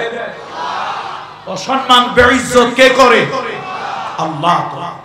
সুতরাং বন্ধুরা আমার, মুহাম্মদ রাসূলুল্লাহ সাল্লাল্লাহু আলাইহি ওয়াসাল্লাম যে আদর্শ আল্লাহ নবী পৃথিবীতে নিয়ে আসছেন, আজকে সে আদর্শ ব্যক্তিতে নাই, পরিবারে নাই, সমাজে নাই, রাষ্ট্রে নাই। মুহাম্মদ রাসূলুল্লাহ সাল্লাল্লাহু আলাইহি ওয়াসাল্লামের সময় ভোট ছিল না, তবে নবীজি মাশওয়ারা করেছেন। আমাদের সময় ভোট ছিল, তবে রাসূলুল্লাহর যুগে ভোট থাকলেও দিনের ভোট রাতে হতো না, বিকাশ পদ্ধতিতে ভোট হতো না। আর মরা মানুষ 2, 3, 4, 5 বছরের আগের মরা মানুষ কবর থেকে ভোট দিয়া আবার টুক করে কবরে চলে যেত। সুতরাং রাসূলুল্লাহ সাল্লাল্লাহু আলাইহি ওয়াসাল্লামের আদর্শ, নবীজি যে আদর্শ নিয়ে আসছে, আসুন মুক্তি যদি আমরা চাই, মুক্তি যদি আমরা চাই, শান্তি যদি আমরা চাই, তাহলে মুহাম্মদ রাসূলুল্লাহ যে আদর্শ নিয়ে আসছে সে আদর্শটাই মানতে হবে। ব্যবসায়ী বন্ধুরা, তার আদর্শ মানুন, ব্যবসায়ী হয়ে আপনি জান্নাতে যাবেন। সমাজ যারা সেবা করেন, ইউনিয়নের মেম্বার, চেয়ারম্যান, আপনাদেরকে বলি, ইউনিয়নের মেম্বার, চেয়ারম্যান, আপনাদেরকে বলি, অনেকের ধারণা মেম্বারি চেয়ারম্যানই খারাপ কাজ, ভালো কাজ নয়। আমি তার উল্টা কথা বলি। আমি বলি মেম্বারি চেয়ারম্যানই একটা ভালো কাজ, অবশ্যই ভালো কাজ। আপনি যদি হালালকে হালাল জানেন, হারামকে ঘৃণা করেন, দূরে থাকেন, সারা রাত আপনার তাহাজ্জুদের নামাজ পড়া লাগবে না, সারা দিন আপনার নফল রোজা রাখা লাগবে না। শুধু আপনি 5 ওয়াক্ত নামাজটা ঠিকমতো পড়বেন, ফরজ কাজটা ঠিকমতো করবেন। আপনি যদি জনতার সেবা করেন, মানুষের সেবা করেন, মানুষের দ্বারে দ্বারে যান। একজন লোক সারা রাত নামাজ, তাহাজ্জুদের নামাজ পড়ে সারা দিন রোজা রেখে যে সওয়াব অর্জন করলো, মেম্বার সাহেব, চেয়ারম্যান সাহেব, আপনি মানুষের সেবা করে, খিদমতে খাল, মানুষের সেবা, জনতার সেবা করে ওই সওয়াবটা আপনি লাভ করলেন। আর সারা রাত যিনি নামাজ পড়লো, সারা দিন যিনি রোজা রাখলো, সে তো ইবাদতের মাধ্যমে বেহেশত পেল। আর আপনি খিদমতে খাল, মানুষের সেবা করে আপনি আল্লাহকে পেয়ে যাবেন। এবার প্রশ্ন, আল্লাহ বড় না বেহেশত বড়? পিছনের ভাইরা, আল্লাহ বড় না বেহেশত বড়? তাহলে ইবাদতের দ্বারা কি পাওয়া যায়? বেহেশত, জান্নাত। ইবাদতের দ্বারা কি পাওয়া যায়? জান্নাত পাওয়া যায়, বেহেশত পাওয়া যায়। আর মানুষের সেবার দ্বারা কি পাওয়া যায়? আল্লাহকে পাওয়া যায়। সুতরাং আমি বলবো, যারা সমাজের মেম্বার চেয়ারম্যান আছেন তাদের একটা দায়িত্ব আছে, বংশের মুরব্বী যারা আছেন তাদের দায়িত্ব আছে, মা বাপ যারা আছেন তাদের দায়িত্ব আছে। সন্তানদেরকে শুধু দুনিয়ামুখী শিক্ষা দিয়েন না, শুধু দুনিয়ামুখী শিক্ষা দিয়েন না। আল্লাহর নবীর উপরে প্রথম আয়াত এসেছিল ইকরা বিইসমি রাব্বিকাল্লাযী খালাক, পড়ো তোমার প্রভুর নামে, পড়ো তোমার প্রভুর নামে। প্রভুর নামটা দিয়ে সন্তানদেরকে দ্বীনি শিক্ষা দিয়েন। আপনি পাইলট বানান, মাস্টার বানান, ডাক্তার বানান, ইঞ্জিনিয়ার বানান, আমি নিষেধ করি না, তবে আল্লাহর শিক্ষা, দ্বীনের শিক্ষা, নবী মুহাম্মদ রাসূলুল্লাহর সুন্নতের আদর্শের শিক্ষা, এই শিক্ষাটা সন্তানকে দিয়েন। আপনার সন্তানকে যদি আপনি মাহরুম করেন, রাসূলুল্লাহ বলেছে ইদা মাতাল ইনসান, ইদা মাতা ইবনে আদম ইনকাতা আনহু আমালুহু ইল্লা মিন সালাসা। বিশ্বনবী বলেছেন, মানবতার বন্ধু মুহাম্মদ রাসূলুল্লাহ বলেছেন, সাল্লাল্লাহু আলাইহি ওয়াসাল্লাম বলেছেন, মানুষ যখন ইন্তেকাল করে, মানুষ যখন মৃত্যুবরণ করে, তার থেকে তার আমলের সব দরজা ইনকাতা, ডিসকানেক্ট হয়ে যায়, বন্ধ হয়ে যায়। তবে তিনটা আমল চলে। একটা হলো সে যদি দুনিয়ার মানুষের জন্য উপকারী কোন জ্ঞান রেখে গিয়ে থাকে, মানুষ সে জ্ঞানের দ্বারা উপকৃত হলো, এমন কোন একটা গবেষণা, এমন কোন একটা বই পুস্তক, এমন কোন একটা কিতাবাদি, এমন কোন একটা আবিষ্কার সে রেখে গেল যার দ্বারা মানুষ উপকৃত হলো, সে কবরে যাওয়ার পর মুমিন যদি হয় কবরে সওয়াব পেতে থাকবে। দুই নম্বরে হলো জনগণের জন্য রাস্তা নাই, রাস্তা করলো, পানির ব্যবস্থা করলো, যাত্রী ছাউনির ব্যবস্থা করলো, মাদ্রাসা এতিম গরিবদের জন্য শিক্ষার ব্যবস্থা করলো, সাদকায়ে জারিয়ার সওয়াব তার আমল নামায় ঈমান নিয়ে যদি কবরে যায় তার আমলটা কবরে যেতেই থাকলো। আর যদি একটা নেক সন্তান রেখে যায়, ওয়ালাদুন সালিহুন ইয়াদউ লাহু, নবী বলেছেন একটা নেক সন্তান যদি রেখে যায়, এই নেক সন্তানটা দোয়া করতে থাকে। সুতরাং আসুন নবীজির আদর্শ। সাতকেনিয়ার ভাইরা, এবার একটা তিতা কথা বলতে চাই, বলবো। আপনারা আমার কোন সাবজেক্ট দিবেন? কোন সাবজেক্ট? মানবতার, বিশ্ব মানবতার বন্ধু মুহাম্মদ রাসূলুল্লাহর আদর্শ বাস্তবায়নের আবশ্যকতা, তাই তো?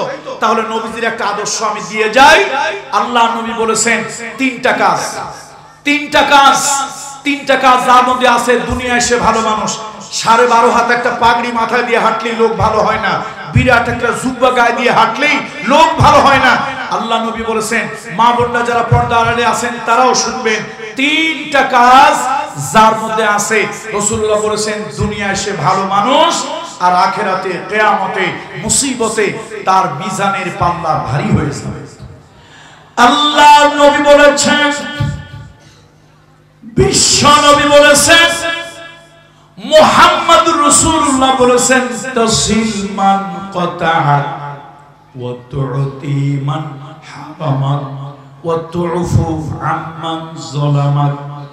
রহমতের নবী, আদর্শের নবী মুহাম্মদুর রাসূলুল্লাহ বলেছেন, তোমার যে আপনজন, তোমার যে আপন আত্মীয় তোমার সাথে সম্পর্ক ছিন্ন করেছে, আমি নবী মুহাম্মদুর রাসূলুল্লাহর আদর্শ হলো তার সাথে সম্পর্কটা জোড়া লাগাও।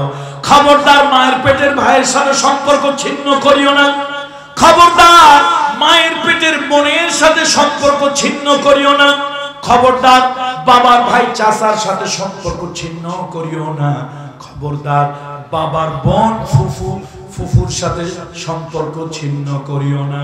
এগুলি রেহেমের সম্পর্ক। রেহেমের সম্পর্ক যারা ছিন্ন করে তারা কবিরা গুনাহ করলো।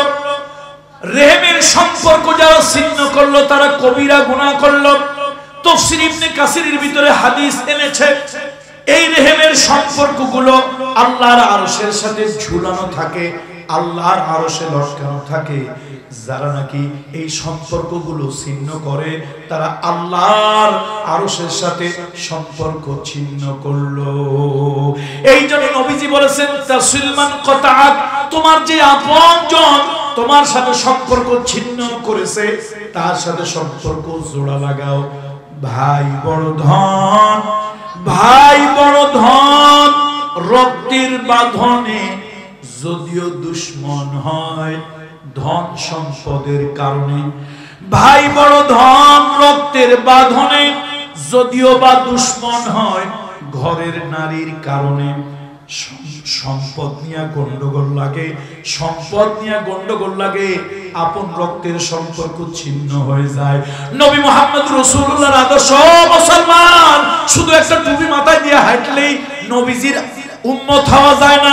আল্লাহ নবীর আদর্শ ব্যক্তি জীবনে বাস্তবায়ন করতে হয়।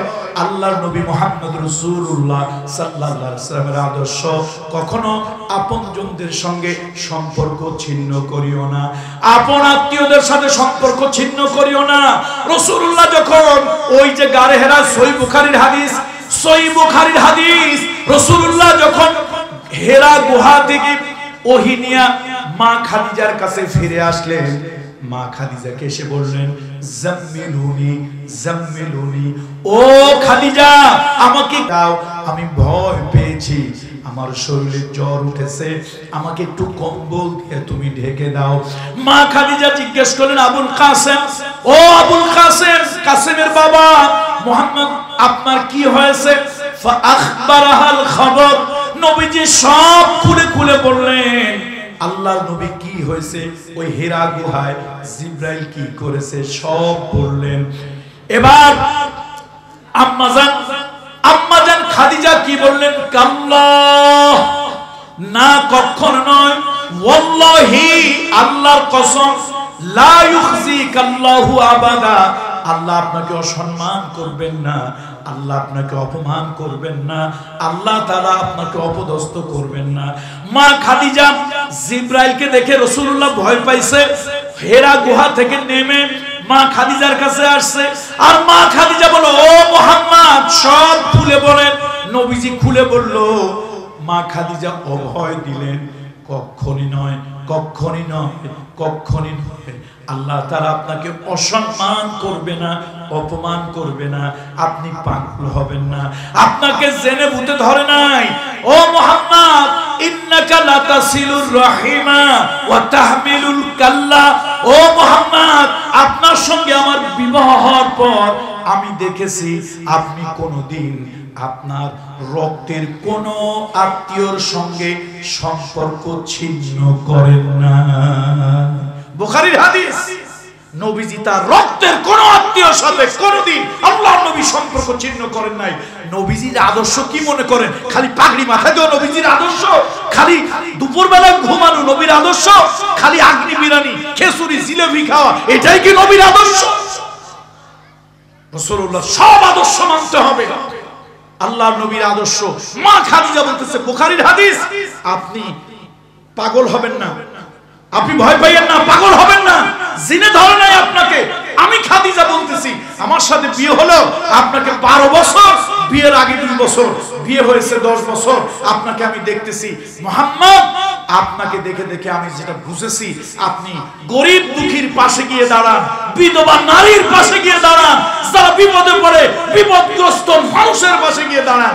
এখানে একটা কথা আমার না বললেই নয়, মসজিদের ইমাম সাহেবদেরকে বলি, এই বেচারারা একটু কোরআন হাদিস দিয়ে কথা বলছে, আরে সর্বনাশ, দুনিয়ার বাটপার, টাউটার, মদখোর, সুদখোর, আর এই বাটপারগুলি রাজনৈতিক প্রভাবে মসজিদ কমিটি হয়, কথা ঠিক কিনা? 2-1টা মসজিদ ছাড়া, বলেন বলেন, 2-1টা মসজিদ ছাড়া, 2-1টা মসজিদ ছাড়া অধিকাংশ মসজিদের এখন কমিটির মধ্যে ঢুকায় কাদেরকে? রাজনৈতিক ব্যক্তিদেরকে, যাদের অধিকাংশ লোক নামাজ পড়ে না, অধিকাংশ লোক সুদের সাথে জড়িত, অধিকাংশ লোক ব্যাংক ডাকাত, প্রজেক্ট ডাকাত, কথা ঠিক কিনা বলেন? 2-4টা মসজিদ আছে আলহামদুলিল্লাহ, ভালো, বলেন আলহামদুলিল্লাহ। কয়েকটা? 2-4টা মসজিদ আছে ভালো, যার কমিটিরা নামাজি, আলহামদুলিল্লাহ।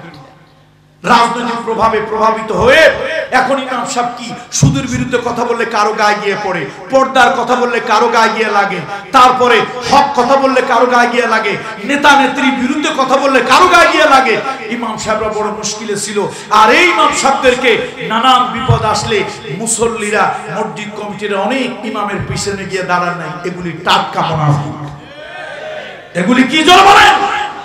সহিহ বুখারীর হাদিস, আম্মাজান খাদিজা বলেছেন, মুহাম্মদ রাসূলুল্লাহ যখন জিবরাইলকে দেখে ভয় পেয়ে মা খাদিজার কাছে এসে বলল, জাম্মিলুনি জাম্মিলুনি, এই খাদিজা আমাকে একটু কম্বল দিয়ে ঢাকো। রাসূলুল্লাহ সাল্লাল্লাহু আলাইহি ওয়াসাল্লামকে জিজ্ঞেস করলেন, মা খাদিজা কি হয়েছে আপনার, কি হয়েছে? সব যখন খুলে বলল, মা খাদিজা বলেন আপনি ভয় পাইয়েন না, আপনাকে আমি দেখেছি আপনি রক্তের বন্ধন, আত্মীয়তার বন্ধন, ফুফুর সাথে, চাচার সাথে, খালার সাথে, মামার সাথে এই বন্ধনগুলি আপনি বজায় রাখেন। আপনার তো মায়ের পেটের ভাই বোন নাই, কিন্তু আপনি আপনজন যারা আছে এদের সাথে সম্পর্ক বজায় রাখেন। আপনি গরিবের পাশে গিয়ে দাঁড়ান, বিধবা নারীর সহযোগিতা করেন, এতিমের পাশে গিয়ে দাঁড়ান, যেই মানুষগুলো সমাজে বিপদগ্রস্ত মানুষের পাশে গিয়ে দাঁড়ান। মুহাম্মদ, আমার দৃঢ় বিশ্বাস আল্লাহ আপনাকে লাঞ্ছিত করবেন না, অপমানিত করবেন না, আপনি পাগল হবেন না, আপনাকে জিনে ধরে নাই। আমার কাছে মনে হচ্ছে যেই লোকটা আপনার কাছে আসছে সে আপনার আল্লাহর ফেরেশতা। আমার সন্দেহ হইতেছে আপনি আল্লাহর নবী। আল্লাহু আকবার। বাড়ি গিয়ে বলবেন, বলেন আল্লাহু আকবার। তাহলে মুহাম্মদ রাসূলুল্লাহ সাল্লাল্লাহু আলাইহি ওয়াসাল্লামের কতগুলি ভালো গুণ মা খাদিজা নবুয়তির আগে বললেন। আপনি অভাবগ্রস্ত লোকের পাশে থাকেন, আপনি বিপদগ্রস্ত লোকের পাশে থাকেন।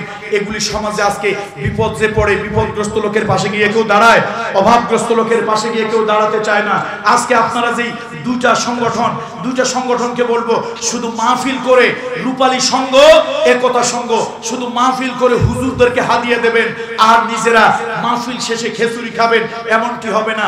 আপনারা জনকল্যাণ, সমাজ কল্যাণ, মানব কল্যাণমূলক কাজ করবেন। নবীজির কাজ এগুলি। এই কাজের মাধ্যমে আপনারা আল্লাহকে পাবেন, এই কাজের মাধ্যমে আপনারা আল্লাহকে পাবেন। এটা মুহাম্মদ রাসূলুল্লাহ সাল্লাল্লাহু আলাইহি ওয়াসাল্লামের আদর্শ। যা হোক, আর কথা বাড়াবো না। মুহাম্মদ রাসূলুল্লাহ সাল্লাল্লাহু আলাইহি ওয়াসাল্লাম তার অন্যতম একটা আদর্শ হলো নামাজ প্রতিষ্ঠা করেছেন, সত্যের দাওয়াত দিয়েছেন। আল্লাহর হাবিব জিহাদ করেছেন, সে নামাজটা বড় গুরুত্বপূর্ণ। দেখুন, মুহাম্মদ রাসূলুল্লাহ সাল্লাল্লাহু আলাইহি ওয়াসাল্লাম যখন ইন্তেকাল করবেন, আল্লাহর নবী যখন ইন্তেকাল করবেন, তখন তার শেষ দুটি কথা ছিল। আম্মা জানা আয়েশা সিদ্দিকা বলেন, রাসূলুল্লাহ সাল্লাল্লাহু আলাইহি ওয়াসাল্লাম, আল্লাহর নবী যখন ইন্তেকাল করবেন, রাসূলুল্লাহ সাল্লাল্লাহু আলাইহি ওয়াসাল্লাম শেষবারের মতো কথা বললেন। নবীজির তখন কি অবস্থা? আল্লাহর নবীর চেহারা মোবারক ঘাম দরদর করে পড়তেছে। রাসূলুল্লাহর চেহারাটা কেমন হয়ে গেল? আম্মা জান আয়েশা বলেন, আমি এক বাটি পানি, এক পেয়ালা পানি রাসূলুল্লাহর মাথার কাছে এনে রাখলাম। ইনদাহু কাদহুন ফিহি মা ওয়া ইয়াদখালা ইয়াদাহু ফিল মা ওয়া ইয়াকসাহু ওয়াজহাহু বিল মা ওয়া ক্বালা আল্লাহুম্মা আইনি আলা সাকরাতুল মাউত। বিশ্বনবী মৃত্যুর কষ্ট যন্ত্রণা যখন শুরু হলো, আমি নবীজির মাথার কাছে এক বাটি পানি রাখলাম। নবীজি হাত ওই পানির মধ্যে ঢুকায় দেন। হাতটা ভিজে গেলে রাসূলুল্লাহ চেহারাটা ভিজা হাত দিয়ে মাসে করেন আর আকাশের দিকে তাকাইয়া আল্লাহর নবী দোয়া করেন, আল্লাহ আল্লাহ, মৃত্যুর কষ্ট থেকে আমারে বাঁচাও। নবীজি এরকম দোয়া করেন। এই মৃত্যুর সময় ও উম্মত, নবীজি এই ইন্তেকালের পূর্ব মুহূর্তে কোন বাড়ি গাড়ি ধন দৌলতের কথা বলেন নাই। আল্লাহ নবী দুইটা কথা বলে গেলেন, আসসালাত আসসালাত ওয়া মা মালাকাত আইমানুকুম, নামাজ নামাজ। আমার উম্মতেরা, আমি দুনিয়া ছেড়ে চলে যাচ্ছি, তোমরা নামাজ ছেড়ে দিও না। আজকে নামাজ ঠিক মতো নাই। আল্লাযীনা ইম্মাক্কান্নাহুম ফিল আরদ আকামুস সালাত। আল্লাহ তাআলা কোরআনুল কারীমের ভিতরে বলেছেন, আল্লাহ যদি মুসলমানদেরকে কোন রাষ্ট্র দেয়, কোন ভূখণ্ড মুসলমানদেরকে যদি আল্লাহ তাআলা দেয়, ওই ভূখণ্ডে চারখানা কাজ মুসলমানেরা করবে। প্রথম হলো আকামুস সালাত, নামাজ কায়েম করবে। আতাউজ যাকাত, যাকাত আদায় করবে। আমারু বিল মারুফ, সৎ কাজের আদেশ দেবে। ওয়া নাহাউ আনিল মুনকার, আর যত খারাপ কাজ আছে ওই খারাপ কাজগুলি সমাজ থেকে বন্ধ করে দেবে। কথা ঠিক কিনা বলুন? তাহলে জুয়া, সমাজে জুয়া আছে না নাই? অনলাইনে জুয়া আছে, সাতকা নিয়ে বোধহয় নাই। অনলাইনে জুয়া, কত লোক ফকির হয়ে গেল, কত সন্তান নষ্ট হয়ে গেল। এরপরে বাবা ইয়াবা, মদ গাঁজা এগুলি বোধহয় সাতকানিয়া উপজেলায় নাই, না থাকারই কথা। কেন? আমার তো মনে হয় বাংলাদেশের দুইটা উপজেলাকে আমি আলাদাভাবে মূল্যায়ন করি, একটা সাতকানিয়া লোহাগাড়া, সাতকানিয়া লোহাগাড়া আলাদাভাবে মূল্যায়ন করি। আপনাদের এখানে এটা থাকার কথা নয়, থাকা উচিত নয়। এগুলোকে বিদায় করতে হবে। যেই সমাজে মাদক আছে সে সমাজ ধ্বংসের সমাজ, সে সমাজ ধ্বংসের দ্বার প্রান্তে, সে সমাজ অশান্তির সমাজ। রাসূলুল্লাহ সাল্লাল্লাহু আলাইহি ওয়াসাল্লাম আল্লাহ নবী এই মাদক মুক্ত সমাজ রাসূলুল্লাহ গঠন করেছিলেন। সুতরাং আমরাও আল্লাহ নবীর সে আদর্শ অনুযায়ী মাদক মুক্ত সমাজ গঠন করতে চাই। নবীজি যুবকদেরকে কর্মক্ষম বানিয়েছিলেন, আল্লাহ নবী যুবকদেরকে দ্বীনের জন্য মুজাহিদ বানিয়েছিলেন। আমরাও দ্বীনের জন্য এই যুবকগুলোকে অলস বানাতে চাই না। দ্বীনের কাজ, পরিবারের কাজ, রাষ্ট্রের কাজ, কল্যাণের কাজ, এই কল্যাণের কাজের জন্য যুবকগুলোকে আমরা কাজে লাগাতে চাই। যুবকেরা নবীর আদর্শে কাজে নামতে রাজি আছেন? আল্লাহ নবী বলেছেন, রাসূলুল্লাহ বলেছেন, ইগতানিম খামসান ক্বাবলা খামসিন, ইগতানিম খামসান ক্বাবলা খামসিন। পাঁচটা জিনিসকে পাঁচটা জিনিসের পূর্বে গনিমত মনে করো, মূল্য দাও। একটা হলো শাবাবাকা ক্বাবলা হারামিক, শাবাবাকা ক্বাবলা হারামিক। এই যুবক, তোমার যৌবন চিরদিন থাকবে না। যুবক, এই যুবক বয়সে এখন প্রতিবাদ করার সময়। অন্যায়ের বিরুদ্ধে প্রতিবাদ করো, অসত্যের বিরুদ্ধে প্রতিবাদ করো, জালিমের বিরুদ্ধে প্রতিবাদ করো, জুলমের বিরুদ্ধে প্রতিবাদ করো। আল্লাহর জমিনে আল্লাহর দ্বীন প্রতিষ্ঠার জন্য সংগ্রামে লিপ্ত হও। যুবক, তুমি যদি মাঠে নামো তাহলে এই ময়দান সফলতা আসবে। কথা ঠিক কিনা বলেন? কথা ঠিক কিনা? দেখেন না, এক স্বৈরাচারিণী হটানোর জন্য এদেশের বড় বড় দলগুলি কম চেষ্টা করে না। আমি একটা জিনিস চিন্তা করছি, আপনারা করছেন কিনা আমি জানি না। আমি একটা জিনিস চিন্তা করলাম, এই দুনিয়ার যে যত বড় জালিম, আল্লাহ তারে তত দুর্বল জিনিস দিয়ে ঠান্ডা করছে। নমরুদে আল্লাহ তাআলা ঠান্ডা করছে, ফেরেশতা পাঠায় নাই, হাতি পাঠায় নাই, আল্লাহ তাআলা বড় বড় সেনাবাহিনী পাঠায় নাই। আল্লাহ পাঠাইছে মশা। কি পাঠাইছে? এই মশার ভিতরে আবার একটা লেডিস মশা, এডিস না, কি মশা? লেডিস একটা মশা। ওলামায়ে কেরাম বলেন তার আবার ছিল নাকি ঠ্যাং ভাঙা। সেই লেডিস মশা ঠ্যাং ভাঙা আল্লাহ তাআলার কাছে পারমিশন নিয়ে নমরুদের মাথার মধ্যে ঢুকে গেল, তারে ফ্রি আপনার পয়জনিং করলো, আর জুতার বাড়ি খেয়ে সে দুনিয়া থেকে বিদায় হলো। দেখেন, ফেরাউন এত বড় দৌর্দণ্ড প্রতাপের, সেই ফেরাউনকে আল্লাহ তাআলা পানির মধ্যে চুবায় মেরেছে। কারণ এত বড় বিশাল ক্ষমতার মালিক, সেই কারণ আল্লাহ তাআলা তাকে মাটির ভিতরে ডাবায় দিয়েছে। আল্লাহ তাআলা যে যত বড় জালিম ঠান্ডা করছে, শায়েস্তা করছে দুর্বল জিনিস দিয়া। আবু জাহেল এত বড় শয়তান, সেটারও আল্লাহ ঠান্ডা করছে কোন বীর পুরুষ দিয়া না, ছোট ছোট এই গুড়া ফোড়া পায় না, গুড়া ফোয়া, হ্যাঁ গুড়া ফোয়া। এই গুড়া ফোয়া দিয়ে আল্লাহ তাআলা আবু জাহেলরে, আব্দুর রহমান ইবনে আওফ বলে, আমি আশেপাশে দেখি কোনো ভালো বীর পুরুষ নাই। শেষে দেখি দুইটা ছেলে এসে বলছে, চাচা আমার নবীরে বড় কষ্ট দিচ্ছে, এই আবু জাহেলরা কই? আমি চিন্তা করলাম, বাপরে, বলে কি বড় বড় বীরেরা যারা ভয় পায়, এই লেদা গুড়া ফোলা, এই গুড়া সা, এরা তারা তারাস করে, ব্যাপারটা কি? শেষে বললাম, ওই যে সবার উপর দিয়ে ঘাড় আর মাথা, ওইটা আবু জাহেল।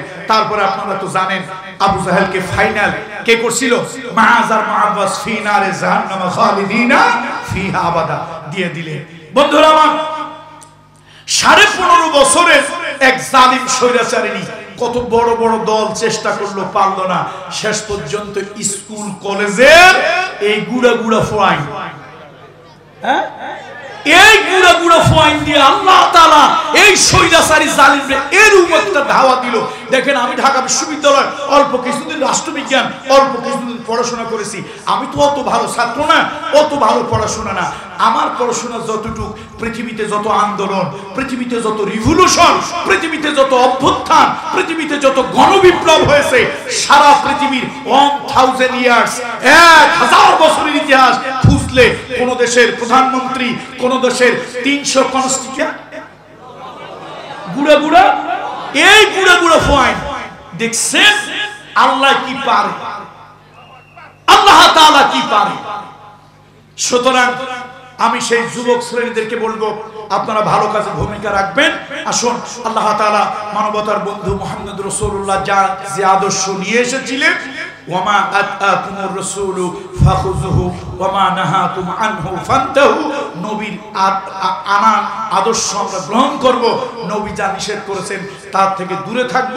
আর হুয়াল্লাযী আরসালা রাসূলাহু বিল হুদা ওয়া দীনিল হক, যে দ্বীনে হক দিয়ে আল্লাহ তার নবীকে পাঠিয়েছেন, সে দ্বীনকে পৃথিবীতে বিজয় করতে হবে।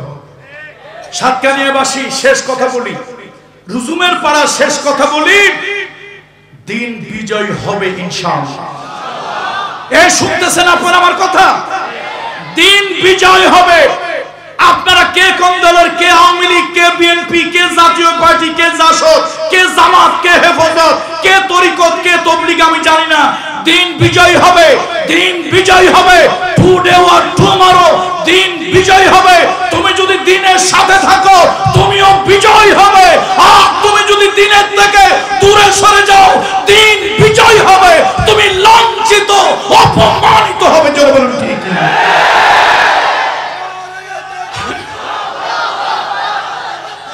বন্ধুরা আমার, সেই দিন বিজয়ের জন্য, দিন বিজয়ের জন্য দল মত নির্বিশেষে কাজ করতে রাজি আছি তো? আল্লাহ তাআলা তৌফিক দেখ, আল্লাহ তাআলা এই মাহফিল খানাকে কবুল করে নিন। আমার জন্য দোয়া করবেন। আসলে আজকে আমার জীবনের একটা চরম কষ্ট হয়েছে। গতকালকে আমার সিলেটে মাহফিল ছিল। আপনারা জানেন যে এমসি কলেজে একটা মাহফিল, আঞ্জুমানে খিদমতে কোরআন, সে মাহফিলটা গতকালকে ছিল। সেই মাহফিল শেষ করে সারা রাত জার্নি করে সকালে ঢাকায় আসছি। আল্লাহ, ঢাকায় রওনা হয়েছি, এত জ্যাম সারা রাস্তা। আমরা খাবার এবং প্রস্রাব পায়খানা যে ন্যাচারাল কল, সেইটা করারও, ইস্তেঞ্জা হাজত পুরা করারও কোনো সময় পাইনি। এরপরে তো আপনাদের স্টেজে উঠলাম। আমার মনে হয় জীবনের কষ্টের দিনগুলোর মধ্যে আজকে অন্যতম একটা কষ্টের দিন। সারাটা দিন আজকে জার্নির ভিতরে ঢাকা থেকে এক চট্টগ্রাম আসতেই 12-13 ঘন্টা সময় লেগে গিয়েছে। সুতরাং দোয়া করবেন, আল্লাহ তাআলা এই মাহফিলটাকে কবুল করুন।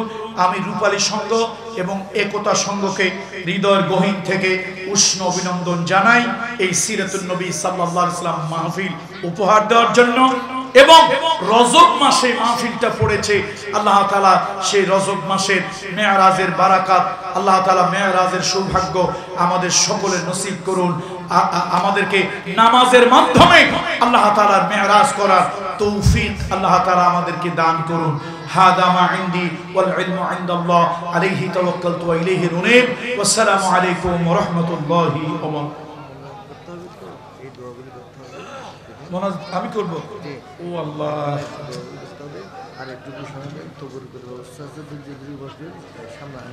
জি জি, এটা পরে আমি মোনাজাতটা করে দিয়ে নেই, তারপরে আপনারা। জি জি, কিসের ঘোষণা? এটা বসবে তাবারুক আপনারা খাওয়াবেন, দেখছেন না লোকজন বসে আছে, আপনাদের তবারুক না খেয়ে কেউ যাবে না। জি, বিভিন্ন বিষয়ে দোয়া চাওয়া হয়েছে, প্রবাসীদের জন্য দোয়া চাওয়া হয়েছে, মাহফিল ইন্তেজামিয়া কমিটির জন্য দোয়া চাওয়া হয়েছে, এলাকার অসুস্থ লোকদের জন্য দোয়া চাওয়া হয়েছে, এরপরে নাজির হোসেন নুরুল আক্তার এদের জন্য দোয়া চাওয়া হয়েছে, যারা মারা গেছেন তাদের জন্য ইনশাআল্লাহ আমরা সবার জন্য দোয়া করব। সবাই বসে পড়ুন, মনটা নরম করুন। সবাই বসে পড়ুন, মনটা নরম করুন, আল্লাহর দিকে মুতাওয়াজ্জিহ হন। এখন আমরা কোনো পীর ফকির, মাজার, কোন দরবেশ, কোন দরগা, কারো দিকে আমরা মুতাওয়াজ্জিহ হচ্ছি না। এখন আমরা মুতাওয়াজ্জিহ হচ্ছি আকাশ এবং জমিনের মালিক আল্লাহ সুবহানাহু ওয়া তাআলার দিকে। সবাই মনটা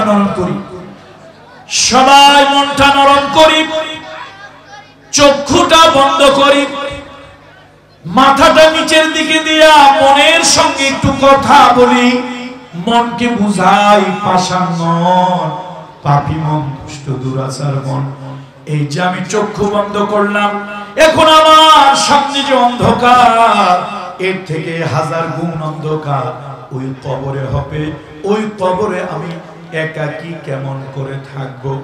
এই দুনিয়ায় কারো বিরুদ্ধে যদি কোনো মামলা হয়, ওই লোকটা মামলার চিন্তায় অস্থির হয়ে যায়। ও যুবক বন্ধুরা, ও ছাত্র বন্ধুরা, পর্দার মায়েরা বোনেরা, আল্লাহ তাআলা প্রত্যেক বনি আদমের ঘাড়ে 5টা মামলা আল্লাহ তাআলা দিয়েছেন। একটা মামলারও কোনো জামিন হবে না।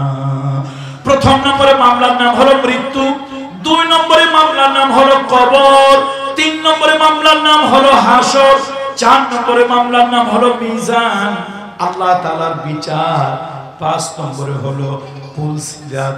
এই 5টা মামলা আল্লাহ তাআলা আমাদের ঘাড়ে দিয়েছেন। এই 5টা মামলার হাত থেকে কেউ বাঁচতে পারবো না।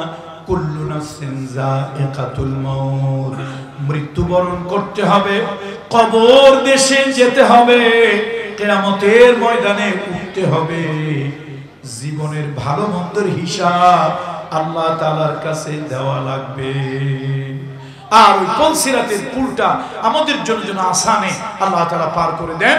আমরা সকলে সেই কবরের কথা, আখিরাতের কথা, হাসরের কথা চিন্তা করে আল্লাহর কাছে হাত তুলি। আল্লাহুম্মা আমিন।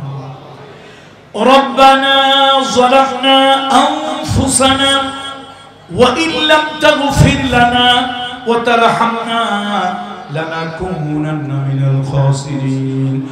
রব্বানা লা তুযিগ কুলুবানা বা'দা ইয হাদাইতানা ওয়া হাব লানা মিন লাদুনকা রাহমা ইন্নাকা আনতাল ওয়াহ্হাব।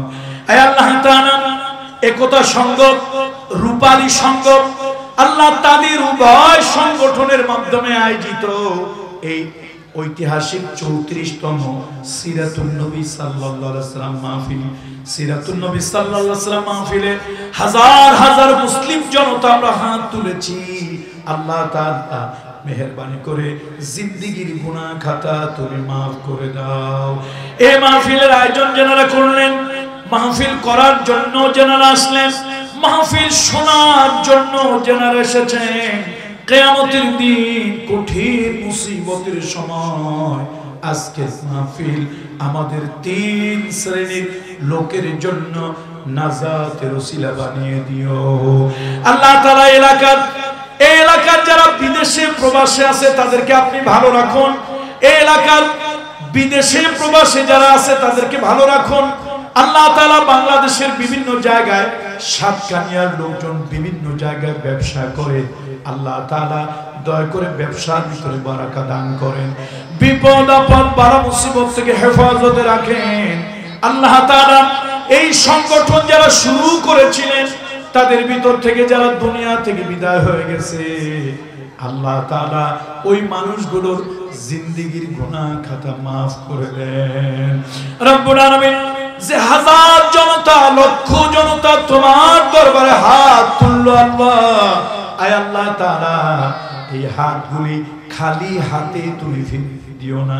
রব্বুল আলামিন, দুনিয়া রাত্রি যত গভীর হয়, দুনিয়ার দোকানপাট, অফিস আদালত বন্ধ হয়ে যায়, আর রাত্রি যত গভীর হয় তোমার রহমত বরকতের অফিস তত খুলে যায়।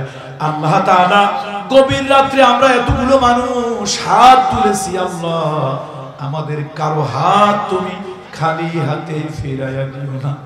রব্বুল আলামিন, আয় আল্লাহ তাআলা এলাকায় যত কবর আছে কবরবাসীদেরকে maaf করে দেন। যত মাইয়িত কবরে শুয়ে আছে রূহের গায়ে জান্নাতি পোশাক পরিয়ে দেন। আয় আল্লাহ তাদের রূহটাকে ইল্লিনে জায়গা করে দেন। আল্লাহ এলাকার যত মুরব্বি আছে ঈমানের হালাতে রাখেন, ঈমানের হালাতে রাখেন। মৃত্যু যখন আসবে ঈমানের সাথে খাতিমা বিল খাইর নসিব করে দিন। রব্বুল আলামিন, আমার মোহাম্মদ আলী ভাই যতগুলা মানুষের জন্য দোয়া চেয়েছেন, যতগুলা মানুষের নাম লিস্টে লিখেছেন, আল্লাহ আপনি তো আলিমুল গায়ব, আলিমুল বিজাতিস সুদূর, সব মানুষগুলোর আপনি maaf করে দেন। আল্লাহ যারা অসুস্থ আছে শিফায়ে আজিলা কামিলা দান করেন। আল্লাহ এই দুনিয়া ছেড়ে বিদায় যারা হয়ে গেছে ওই মানুষগুলোকে ক্ষমা করে দেন। আল্লাহ কিয়ামতে জান্নাতের মেহমান বানায় দিয়েন। রব্বুল আলামিন, মনের মধ্যে একটা ব্যথা, মনের মধ্যে একটা যন্ত্রণা। আবু জাহাল তোমার রাসূলকে দেখলো, আবু লাহাব তোমার রাসূলকে দেখলো, মক্কার জালিম কাফেররা তোমার হাবিবের গায়ে যারা পাথর মারলো, ওই জালিমেরা তোমার রাসূলকে দেখলো, কিন্তু উম্মত হয়ে আমরা দেখতে পারলাম না। রব্বুল আলামিন, আয় আল্লাহ তোমার কাছে ফরিয়াদ করি, तमाम জীবনের ভিতরে একদিনের জন্য হলেও একবারের জন্য হলেও স্বপ্নের ভিতরে রাসূলুল্লাহর সঙ্গে দেখা করা নসিব করে দিও রব্বুল আলামিন। আয় আল্লাহ তাআলা, আজকে বড় মনে পড়ে আজকের বাংলাদেশের এই প্রেক্ষাপট, যদি শহীদ আল্লামা সাইদী সাহেব বেঁচে থাকতেন, আল্লাহ তিনি যদি আবার ময়দানে আসতেন, বাংলাদেশে এমন কোন মাঠ খুঁজে পাওয়া যেত না যে মাঠে জায়গা দেওয়া যেত। আল্লাহ তাআলা, তোমার বান্দা পিরোজপুরের জমিনে আয় আল্লাহ মসজিদের পাশে শুয়ে আছে, রব্বুল আলামিন তার কবরটা মাশরিক থেকে মাগরিব পর্যন্ত প্রশস্ত করে দাও। আল্লাহ আমাদের সবাইকে দ্বীনের জন্য কবুল করো, দ্বীন প্রতিষ্ঠার জন্য কবুল করো, তোমার নবীর আদর্শ বাস্তবায়নের জন্য আমাদেরকে দ্বীনের সৈনিক হিসেবে কবুল করে নাও। সুবহান রাব্বিকা রাব্বিল ইজ্জাতি আম্মা ইয়াসিফুন ওয়া সালামুন আলাল মুরসালিন ওয়ালহামদুলিল্লাহি রাব্বিল আলামিন। আসসালামু আলাইকুম ওয়া রাহমাতুল্লাহ।